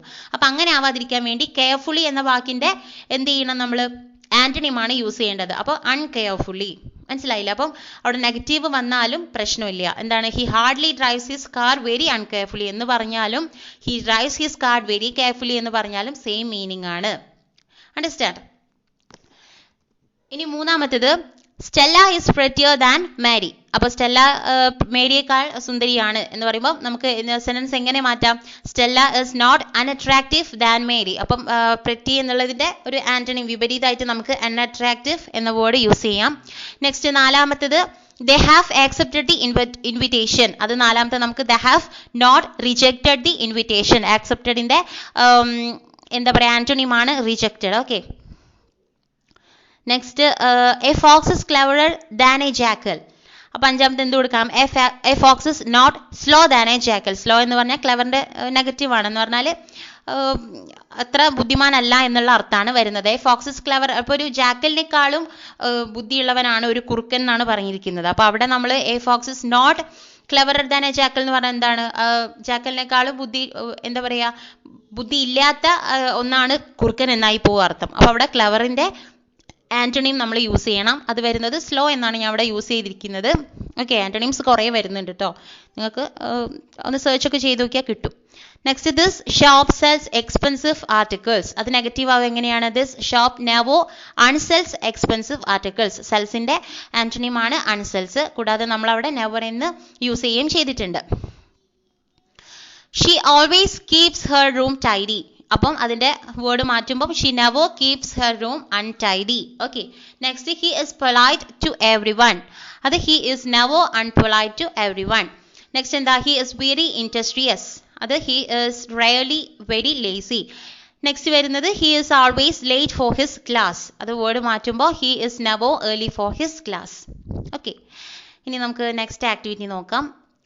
അതിൽ let's consider the following sentences. അപ്പോൾ ഇവിടെ ഒരു സെന്റൻസ് കൊടുത്തിട്ടുണ്ട്. നിങ്ങളൊരു ഒരു എന്താ പറയുക, ഒരു ചിത്രമൊക്കെ കണ്ടില്ലേ അവിടെ, the boys are playing in the ground എന്ന് പറഞ്ഞിട്ട് അവിടെ ഒരു, അതാണ് സെന്റൻസ്. ഓക്കെ. അപ്പം എസ് എന്ന് പറഞ്ഞിട്ടൊരു വട്ടിട്ടില്ലേ, അത് സെന്റൻസ് എന്നാണ് കേട്ടോ അർത്ഥം. The boys are playing in the ground എന്ന് പറയുന്നതാണ് ആ എസ് സെന്റൻസ്. ഇനി അവിടെ എൻ പി വി പി എന്ന് കണ്ടില്ലേ, എൻ പി എന്ന് പറഞ്ഞാൽ എന്താ, നൗൺ ഫ്രേസ് ആണ്. വി പി എന്ന് പറഞ്ഞാൽ വെർബൽ ഫ്രേസ് ആണ്. അപ്പോൾ ഇതിൽ വന്നിരിക്കുന്ന നൗൺ ഫ്രേസ് എന്ന് പറയുന്നത് ദ ബോയ്സ് ആണ്. ബോയ് ആണ് അവിടെ വരുന്ന നൗൺ. വെർബൽ ഫ്രേസ് എന്ന് പറയുന്നത് are playing in the ground, കളിക്കുന്നു എന്നുള്ളതാണ് അവിടെ വരുന്ന വേർബ്. വേർബ് എന്ന് പറഞ്ഞാൽ ക്രിയ.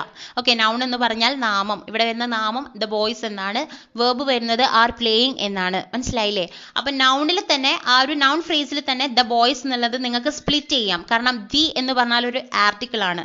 ഓക്കെ. ദ എന്ന് പറയുന്നതിന് നമ്മൾ ആർട്ടിക്കിൾ എന്നാണ് പറയുന്നത്. അതുപോലെ ബോയ്സ് എന്ന് പറയുന്നതാണ് ഹെഡ് നൗൺ. അവിടെ മെയിൻ ആയിട്ട് വരുന്ന നാമം എന്ന് പറയുന്നത് എന്താണ്, നമ്മുടെ ബോയ്സ് എന്നാണ്. മനസ്സിലായില്ലേ? നെക്സ്റ്റ് വേറൊരു സെന്റൻസ് കൂടെ കൊടുത്തിട്ടുണ്ട്. The old grand father was helpless. ഇവിടെ വരുന്ന നൗൺ ഫ്രേസ് ഏതായിരിക്കും? The old grand father. മനസ്സിലായില്ലേ? ഗ്രാൻഡ് ഫാദർ എന്ന് പറയുന്നതാണ് അവിടെ നാമം വരുന്നത്. ആൻഡ് വേർബ് വരുന്നത് വാസ് ഹെൽപ്ലെസ്, നിസ്സഹായനാണ് എന്നുള്ളതാണ് വേർബ് അവിടെ വരുന്നത്. ദ ഓൾഡ് ഗ്രാൻഡ് ഫാദർ എന്നുള്ളത് തന്നെ നമുക്ക് മൂന്നായിട്ട് സ്പ്ലിറ്റ് ചെയ്യാം.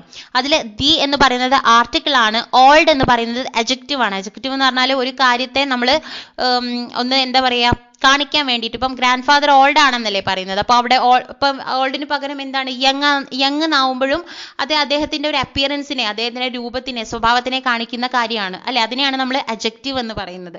പിന്നെ ഹെഡ് നൗൺ ഇവിടെ ഉള്ളത് ഗ്രാൻഡ് ഫാദർ എന്നാണ്. ഓക്കെ. അപ്പം നമുക്ക് ഡീറ്റെയിൽ ആയിട്ട് നോക്കുമ്പോൾ നിങ്ങൾക്ക് മനസ്സിലാവും കേട്ടോ.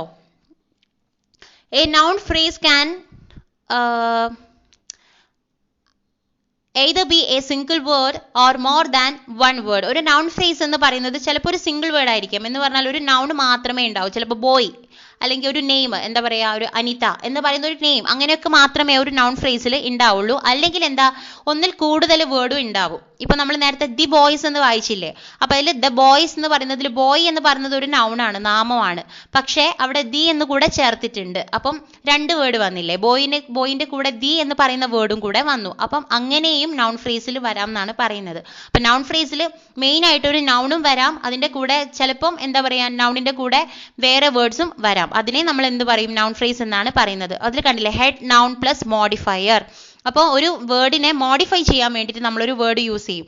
ഇപ്പൊ ദി ബോയ് അല്ലെങ്കിൽ ഓൾഡ് ബോയ് എന്നൊക്കെ പറയുമ്പോൾ ആ ബോയിയെ നമ്മൾ മോഡിഫൈ ചെയ്യുന്നത് എന്ത് വേർഡ് യൂസ് ചെയ്തിട്ടാണ്, ഓൾഡ് എന്ന യൂസ് ചെയ്തിട്ടാണ്, വേർഡ് യൂസ് ചെയ്തിട്ടാണ്. ഈ ഓൾഡ് എന്ന് പറയുന്നത് ഒരു അഡ്ജക്റ്റീവ് ആണ്.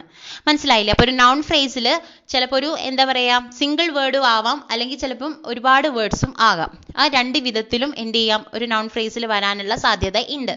Okay, identify the noun phrase and it's modifiers from the following sentences. അപ്പോൾ ഇവിടെ കുറച്ച് സെന്റൻസ് കൊടുത്തിട്ടുണ്ട്. അതിൽ നൗൺ ഫ്രേസ് നമ്മളോട് കണ്ടെത്താൻ പറഞ്ഞിട്ടുണ്ട്. അതുപോലെ അതിന്റെ മോഡിഫയേഴ്സ് എന്ന് പറഞ്ഞാൽ അതിൽ യൂസ് ചെയ്തിരിക്കുന്ന മറ്റുള്ള ഗ്രാമാറ്റിക്കൽ വേർഡ്സ് ഏതൊക്കെയാണ് എന്നാണ് പറഞ്ഞിരിക്കുന്നത്. മനസ്സിലായില്ലേ? ഫസ്റ്റ് സെന്റൻസ് എന്താണ്, the magnificent old banyan tree was mine.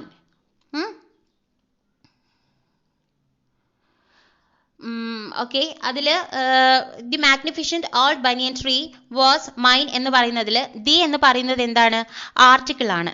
മനസ്സിലായില്ലേ? അതിൽ മാഗ്നിഫിഷ്യന്റ് എന്ന് പറയുന്നത്, അതുപോലെ മാഗ്നിഫിഷ്യന്റും അതുപോലെ ഓൾഡും, ഈ 2 വേർഡും എന്താണ്, അഡ്ജക്റ്റീവ് ആണ് കേട്ടോ. അഡ്ജക്റ്റീവ് ആണെന്ന് പറഞ്ഞാൽ ആ ഒരു കാര്യത്തെ, നമ്മൾ അതിന്റെ സ്വഭാവത്തെ കാണിക്കുന്ന സാധനത്തിനെയാണ് നമ്മൾ എന്ത് പറയുന്നത്, അഡ്ജക്റ്റീവ് എന്ന് പറയുന്നത്. അതിൽ രണ്ടാമത്തെ സെന്റൻസ് നോക്കൂ, and all tree was the centre of attraction. അതിൽ ആൻ എന്ന് പറയുന്നത് ഒരു ആർട്ടിക്കിൾ ആണ്, ഓൾഡ് അഡ്ജക്റ്റീവ് ആണ്, ട്രീ എന്ന് പറയുന്നത് ഒരു നൗൺ ആണ്, ആൻഡ് വാസ് എന്ന് പറയുന്നത് ഒരു ഓക്സിലറി വേർബ് ആണ്. ദെൻ സെന്റർ എന്ന് പറയുന്നത് ഒരു നൗൺ ആണ്. ദെൻ ഓഫ് എന്ന് പറയുന്നത് പാർട്ടിസിപ്പിൾ ആണ്. ദെൻ അട്രാക്ഷൻ എന്ന് പറയുന്നത് ഒരു നൗൺ ആണ്. തേർഡ് സെന്റൻസ് കണ്ടോ, the cobra was A skilful and experienced fighter. അതിൽ ദി എന്ന് പറയുന്നത് ആർട്ടിക്കിൾ ആണ് കേട്ടോ. എ ആൻഡ് ദി എന്ന് പറയുന്ന 3 വേർഡ്സ് ഇല്ലേ, എ ആൻഡ് ദ, ദി, ആ 3 വേർഡിനെയാണ് നമ്മൾ ആർട്ടിക്കിൾ എന്ന് പറയുന്നത് കേട്ടോ. ദെൻ അതിൽ കോബ്ര എന്ന് പറയുന്നത് നൗൺ, ദെൻ എ എന്ന് പറയുന്നത് ആർട്ടിക്കിൾ, കണ്ടില്ലേ, ആർട്ടിക്കിൾ ആണ്. ദെൻ സ്കിൽഫുൾ എന്ന് പറയുന്നത് അഡ്ജക്റ്റീവ് ആണ്. അതായത് ഒരാളുടെ ഗുണം കാണിക്കുന്ന സാധനമാണ് സ്കിൽഫുൾ, കഴിവുള്ളത്. മനസ്സിലായില്ലേ? അതിനാണ് നമ്മൾ അഡ്ജക്റ്റീവ് എന്ന് പറയുന്നത്. ആൻഡ് എന്ന് പറയുന്നത് കൺജക്ഷൻ ആണ്, ഒരു കാര്യത്തെ ലിങ്ക് ചെയ്യാൻ വേണ്ടിയിട്ട്. ആൻഡ് ബട്ട് എന്നൊക്കെ പറയുന്നത് എന്താണ്, ഒരു കൺജക്ഷൻ ആണ്. ഓർ എന്നൊക്കെ പറയില്ലേ, അപ്പോൾ 2 കാര്യങ്ങളെ നമ്മൾ ബന്ധിപ്പിക്കാൻ വേണ്ടി യൂസ് ചെയ്യുന്ന വേർഡിനെയാണ് കൺജങ്ഷൻ എന്ന് പറയുന്നത്. അപ്പം ആൻഡ് കൺജങ്ഷൻ ആണ്. ദെൻ എക്സ്പീരിയൻസ്ഡ് എന്ന് പറയുന്നത് പാസ്റ്റ് പാർട്ടിസിപ്പിൾ ആണ്. ദെൻ ഫൈറ്റർ എന്ന് പറയുന്നത് നൗൺ ആണ്, നാമമാണ്. 4ാമത്തെ sentence, the small rented room was not electrified. അതിൽ ദി എന്ന് പറയുന്നത് ആർട്ടിക്കിൾ, സ്മോൾ എന്ന് പറയുന്നത് adjective, rented past participle, room എന്ന് പറയുന്നത് നൗൺ, വാസ് എന്ന് പറയുന്നത് ഓക്സിലറി വേർബ്, നോട്ട് എന്ന് പറയുന്നത് ആഡ്വേർബ്, ദെൻ ഇലക്ട്രിഫൈഡ് എന്ന് പറയുന്നത് അഡ്ജക്റ്റീവ് ആണ്. Then a long supporting gable rested on the beam over the wall. അതിൽ a എന്ന് പറയുന്നത് ആർട്ടിക്കിൾ, long എന്ന് പറയുന്നത് adjective, then supporting adverb ആണ്. ഗാബിൾ എന്ന് പറയുന്നത് noun ആണ്, rested participle, on എന്ന് പറയുന്നത് preposition ആണ്, the എന്ന് പറയുന്നത് article, beam എന്ന് പറയുമ്പോൾ അത് noun ആണ്, then over എന്ന് പറയുമ്പോൾ അത് preposition ആണ്. then the repeat ചെയ്ത് അതിൽ the വരുന്നുണ്ട്, അത് ആർട്ടിക്കിൾ ആണ്. then wall എന്ന് പറയുന്നത് noun ആണ്. ഓക്കെ, അപ്പം നമുക്ക് ഡീറ്റെയിൽ ആയിട്ട് നമുക്ക് ഇതേക്കുറിച്ച് ഒരു ക്ലാസ് നമുക്ക് എടുക്കാം കേട്ടോ. അപ്പം ഇപ്പം എത്രയായാലും കുറേ അങ്ങോട്ട് പറയുമ്പോൾ മനസ്സിലായി എന്ന് വരില്ല, ഒക്കെ ക്ലാഷ് ആയി കിടക്കും, ഒരുപാട് ആക്ടിവിറ്റീസ് ഉള്ളതുകൊണ്ട് നമുക്ക് വേണമെങ്കിൽ ഒരു ക്ലാസ് ഇതിനായിട്ട് സെപ്പറേറ്റ് ആയിട്ട് നമുക്ക് ഡീറ്റെയിൽ ആയിട്ട് എടുക്കാം കേട്ടോ. ഈ ആർട്ടിക്കിൾ എന്താണ്, പ്രൊപ്പോസിഷൻ എന്താണ്, കൺജങ്ഷൻ എന്താണ് എന്നുള്ളതൊക്കെ നമുക്ക് ഡീറ്റെയിൽ ആയിട്ടൊന്ന് വേറൊരു ക്ലാസ്സിൽ ഡിസ്കസ് ചെയ്യാം. Then question number 8. Words that can modify a noun are as follows. അപ്പം ഒരു നൗണിനെ മോഡിഫൈ ചെയ്യുന്ന, ഓക്കെ, ഇതിൽ ജസ്റ്റ് അതിനെ കുറിച്ച് പറയുന്നുണ്ട് കേട്ടോ. ശരിയാണ്. അപ്പം എന്താ, ഒരു നൗണിനെ മോഡിഫൈ ചെയ്യുന്ന വേർഡ്സ് എന്തൊക്കെയാവാന്നാ പറഞ്ഞിരിക്കുന്നത്. അപ്പം ഒരു മോഡിഫൈ ചെയ്യുക എന്ന് പറഞ്ഞാൽ എന്താണ്, ഒരു നൗൺ, ഒരു നാമം അല്ലേ. അപ്പോൾ ഒരു ബോയ് എന്നുള്ളതാണ് നാമമെങ്കിൽ നമുക്ക് അതിനെ എങ്ങനെയൊക്കെ മോഡിഫൈ ചെയ്യാം. ഇപ്പം ദി ബോയ് എന്ന് പറഞ്ഞാൽ അവിടെ ദി ആർട്ടിക്കിൾ നമ്മൾ യൂസ് ചെയ്തിട്ടുണ്ട്. ഇപ്പം ദ യങ് ബോയ് എന്ന് പറഞ്ഞാൽ ദി എന്ന് പറയുന്ന ആർട്ടിക്കിളും വന്നു, യങ് എന്ന് പറയുന്ന അഡ്ജക്റ്റീവും വന്നു. അപ്പം നമുക്ക് അതെന്തൊക്കെയാണെന്നൊന്ന് നോക്കാം. ആർട്ടിക്കിൾസിൽ വരുന്ന വേർഡാണ് എ ആൻഡ് ദ, നമ്മൾ ആദ്യം പറഞ്ഞിരുന്നു അല്ലേ. അപ്പോൾ എ ആൻഡ് ദി എന്ന് പറയുന്നത് ഒരു ഒരു സെൻറ്റൻസിൽ വരികയാണെങ്കിൽ അതിനെയാണ് നമ്മൾ ആർട്ടിക്കിൾ എന്ന് പറയുക. അതൊരു മോഡിഫയർ ആണ്. ഒരു വേർഡിനെ മോഡിഫൈ ചെയ്യാൻ വേണ്ടിയിട്ട് കുറച്ചൊന്ന് എന്താ പറയുക ഒരു ഭംഗിയുള്ളതാക്കാൻ വേണ്ടിയിട്ട് ഒന്നുകൂടി എക്സ്പ്രസ് ചെയ്ത് പറയാൻ വേണ്ടിയിട്ടാണ് നമ്മൾ ഇത്തരത്തിലുള്ള വേർഡ്സ് ഒക്കെ യൂസ് ചെയ്യുന്നത്. A and the. അപ്പോൾ നമ്മൾ എ കാറ്റ്, ആൻ ആപ്പിൾ, അല്ലെങ്കിൽ എന്താ പറയുക ദ വർക്ക് എന്നൊക്കെ പറയില്ലേ. അപ്പോൾ അതിന് മുൻപ് നമ്മൾ എ ആൻഡ് ദി എന്നൊക്കെ പറയുന്ന വേർഡ്സ് യൂസ് ചെയ്യുന്നുണ്ട്. അതിനെയാണ് നമ്മൾ ആർട്ടിക്കിൾസ് എന്ന് പറയുക. അതൊരു മോഡിഫയർ ആണ്. രണ്ടാമത്തെ എന്താ പൊസസീവ്സ്. പൊസസീവ്സ് എന്ന് പറയുമ്പോൾ grandfathers, teachers, my, his, her, your, their. അപ്പോൾ അതിൽ അപ്പോസ്ട്രോഫി കണ്ടില്ലേ നിങ്ങൾ? ഗ്രാൻഡ് ഫാദർ അപ്പോസ്ട്രോഫി എസ് അല്ലേ വന്നിരിക്കുന്നത്. ഗ്രാൻഡ് ഫാദറുടെ, അല്ലെങ്കിൽ എന്താ ടീച്ചറുടെ, അല്ലെങ്കിൽ എൻ്റെ, അവളുടെ, അവൻ്റെ, നിങ്ങളുടെ, അവരുടെ എന്നൊക്കെ പറയില്ലേ. അതിനെയാണ് നമ്മൾ പൊസസീവ്സ് എന്ന് പറയുന്നത്. എന്താ പറയുക, നിങ്ങൾക്ക് മീനിങ് കിട്ടുന്നില്ലേ? അയാളുടെ, ഇയാളുടെ എന്നൊക്കെ പറയില്ലേ, അതിനെ നമ്മൾ പൊസസീവ്സ് എന്ന് പറയും. ഇപ്പം ഗ്രാൻഡ് ഫാദേഴ്സ് പെൻ, അപ്പം ആ പെൻ എന്ന് പറയുന്നത് ഗ്രാൻഡ് ഫാദറിൻ്റെതാണ്. അവിടെ നമ്മൾ യൂസ് ചെയ്തിരിക്കുന്നത് പൊസസീവ്സ് ആണ്. Okay. Then next demonstratives. Demonstratives വരുന്നതാണ് this, that, these, those. ഇത് അത് എന്നൊക്കെ നമ്മൾ പറയില്ലേ, അതിനെയാണ് നമ്മൾ demonstratives എന്ന് പറയുക. അപ്പോൾ this pen, that car, അല്ലെങ്കിൽ those flowers, അല്ലെങ്കിൽ these cats എന്നൊക്കെ പറയില്ലേ, അതിനെയാണ് നമ്മൾ demonstratives എന്ന് പറയുക. Then adjectives. adjectivesൽ ഓൾഡ്, ലോങ്, സ്മാർട്ട്, ബ്യൂട്ടിഫുൾ, പിന്നെന്തൊക്കെ പറയാം, ഇൻ്റലിജൻറ്റ്, സ്കിൽഫുൾ, റെസ്പെക്ട്ഫുൾ, കൈൻഡ്ഫുൾ, അല്ലെങ്കിൽ ബ്യൂട്ടിഫുൾ എന്നൊക്കെ പറയില്ലേ. അതിനൊക്കെയാണ് നമ്മൾ അഡ്ജക്റ്റീവ് എന്ന് പറയുക. ഒരു ഗുണം, ഒരു കാര്യത്തെ ഒരു കാര്യം എടുക്കുമ്പോൾ നമ്മൾ അതിൻ്റെ ഗുണം എങ്ങനെയാണോ കാണിക്കുന്നത്, ഇത് അയാൾ നീണ്ടിട്ടാണോ, വെളുത്തിട്ടാണോ, കറുത്തിട്ടാണോ, മെലിഞ്ഞിട്ടാണോ, തടിച്ചിട്ടാണോ, അല്ലെങ്കിൽ സ്നേഹമുള്ളവനാണോ, ക്രൂരനാണോ, ദുഷ്ടനാണോ എന്നൊക്കെ നമ്മൾ പറയില്ലേ. അപ്പം അതൊക്കെ ഒരാളുടെ സ്വഭാവത്തെ കാണിക്കുന്ന, അല്ലെങ്കിൽ അയാളുടെ പെർട്ടിക്കുലർ എന്താ പറയുക ഭാവത്തെ കാണിക്കുന്ന കാര്യങ്ങളാണ് അതൊക്കെ. അതിനെയാണ് നമ്മൾ അഡ്ജക്റ്റീവ്സ് എന്ന് പറയുന്നത് കേട്ടോ. ഒരാളുടെ ഗുണത്തെ കാണിക്കുന്ന കാര്യം, അയാളുടെ സ്വഭാവത്തെ കാണിക്കുന്നതിനാണ് നമ്മൾ അഡ്ജക്റ്റീവ്സ് എന്ന് പറയുന്നത്. ഇപ്പോൾ യങ് ബോയ്, അല്ലെങ്കിൽ സ്മാർട്ട് ബോയ്, ബ്യൂട്ടിഫുൾ ഗേൾ, അല്ലെങ്കിൽ റെസ്പെക്റ്റഡ് മാൻ എന്നൊക്കെ പറയില്ലേ, റെസ്പെക്ട്ഫുൾ മാൻ എന്നൊക്കെ പറയുമ്പോൾ അതിനെയാണ് നമ്മൾ അഡ്ജക്റ്റീവ്സ് എന്ന് പറയുക. ഓക്കെ. Next numerals. ന്യൂമറൽസ് എന്ന് പറയുമ്പോൾ എണ്ണം. നമ്മൾ 3, 5, 12 എന്നൊക്കെ പറഞ്ഞില്ലേ. ഇപ്പോൾ 3 പെൻ, അല്ലെങ്കിൽ 5 പെറ്റൽസ് എന്നൊക്കെ പറയുമ്പോൾ അവിടെ നമ്മൾ നൗണിനെ എന്ത് ചെയ്യുന്നുണ്ട്, മോഡിഫൈ ചെയ്യുന്നത് ന്യൂമറൽസ് വെച്ചിട്ടാണ്, എണ്ണം വെച്ചിട്ടാണ്. അപ്പം അതും ഒരു മോഡിഫയർ ആണ്. Then ordinals. ഓർഡിനൽസ് എന്ന് പറയുമ്പോൾ സ്ഥാനങ്ങൾ പറയും. നമ്മൾ ഫസ്റ്റ്, സെക്കൻഡ്, ലാസ്റ്റ് എന്നൊക്കെ പറയില്ലേ. ഫസ്റ്റ് ക്ലാസ്, സെക്കൻഡ് ക്ലാസ് എന്നൊക്കെ പറയുമ്പോൾ അതിനെയാണ് നമ്മൾ ഓർഡിനൽസ് എന്ന് പറയുക കേട്ടോ. ദെൻ ക്വാണ്ടിഫയേഴ്സ്. ക്വാണ്ടിഫയേഴ്സ് എന്ന് പറഞ്ഞാൽ അളവ്. ഓൾ, സം, ഫ്യൂ, മെനി എന്നൊക്കെ പറയുന്നില്ലേ, കുറച്ച്, കൂടുതൽ, മുഴുവൻ എന്നൊക്കെ പറയില്ലേ. അപ്പോൾ അതിന് നമ്മൾ ക്വാണ്ടിഫയേഴ്സ് എന്ന് പറയും. ഇതൊക്കെ നമ്മൾ എന്തിന് യൂസ് ചെയ്യാറുണ്ട്, ഒരു നൗണിനെ മോഡിഫൈ ചെയ്യാനായിട്ട് യൂസ് ചെയ്യാറുണ്ട്. ഇപ്പോൾ ഫ്യൂ പെൻസ്, അപ്പോൾ പെൻ എന്ന് പറയുന്ന നൗണിനെ അവിടെ മോഡിഫൈ ചെയ്യുന്നത് എ ഫ്യൂ പെൻസ്, കുറച്ച് പെന്നുകൾ, അല്ലെങ്കിൽ സം വാട്ടർ, കുറച്ച് വെള്ളം എന്നൊക്കെ പറയില്ലേ. അപ്പോൾ അതിന് അവിടെ നമ്മൾ ക്വാണ്ടിഫയർ യൂസ് ചെയ്തിട്ടുണ്ട്, സം എന്ന വേർഡ് യൂസ് ചെയ്തിട്ടുണ്ട് അല്ലേ. അപ്പോൾ അതിനെ ഇപ്പോൾ വാട്ടർ ആണ് നൗൺ എങ്കിൽ അതിനെ നമ്മൾ സം വാട്ടർ എന്ന് പറയുമ്പോൾ അതിനെ നമ്മൾ മോഡിഫൈ ചെയ്തിരിക്കുന്നത് ക്വാണ്ടിഫയർ വെച്ചിട്ടാണ്. അങ്ങനെ ഈ പറയുന്ന 7 കാര്യങ്ങൾ വെച്ചിട്ട് നമ്മൾ എന്ത് ചെയ്യാണ്ട് വേർഡ്സിനെ നമുക്ക് ഒരു നൗണിനെ നമുക്ക് മോഡിഫൈ ചെയ്തിട്ട് സെൻറ്റൻസസ് ഉണ്ടാക്കാം. ഓക്കെ. അതാണ് നമ്മൾ മുൻപേ തന്നെ കുറച്ച് 5-6 സെൻറ്റൻസസ് ഡിസ്കസ് ചെയ്തിട്ടുള്ളത്.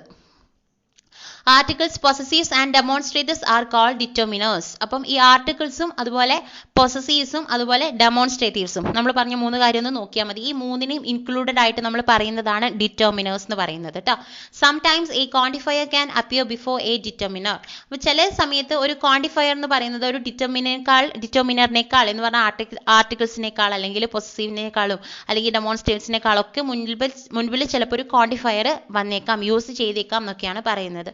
In that case we all it a predeterminer. അപ്പോൾ അതിനെയാണ് നമ്മൾ എന്ത് വിളിക്കുന്നത്, പ്രീ ഡിറ്റർമിനർ എന്ന് വിളിക്കുന്നത്. ഡിറ്റർമിനറിന്റെ മുന്നിൽ നമ്മളൊരു എന്ത് യൂസ് ചെയ്യുമ്പോൾ, ക്വാണ്ടിഫയർ യൂസ് ചെയ്യുമ്പോൾ അതിനെയാണ് നമ്മൾ പ്രീ ഡിറ്റർമിനർ എന്ന് പറയുന്നത്. ഇപ്പോൾ all the students, some of the books. അപ്പം ദി സ്റ്റുഡൻസ് എന്ന് പറയുന്നതിന് മുൻപ് നമ്മൾ എന്ത് യൂസ് ചെയ്തു, ഓൾ എന്ന് യൂസ് ചെയ്തു. ഓൾ എന്ന് പറയുന്നത് ഒരു ക്വാണ്ടിഫയർ ആണ് അല്ലേ, എല്ലാം എന്ന് പറയുന്ന ഒരു അളവാണ് ഓൾ. അപ്പോൾ അത് ഏറ്റവും ഫസ്റ്റ് യൂസ് ചെയ്യുമ്പോൾ അതിനെയാണ് നമ്മൾ പ്രീ ഡിറ്റർമിനർ എന്ന് വിളിക്കുന്നത്. അതിൻ്റെ വേറൊരു example some of the books, കുറച്ച് ബുക്സ് എന്ന് പറയുന്നില്ലേ, അതും എന്താണ്, ഒരു പ്രീ ഡിറ്റർമിനർ ആണ്.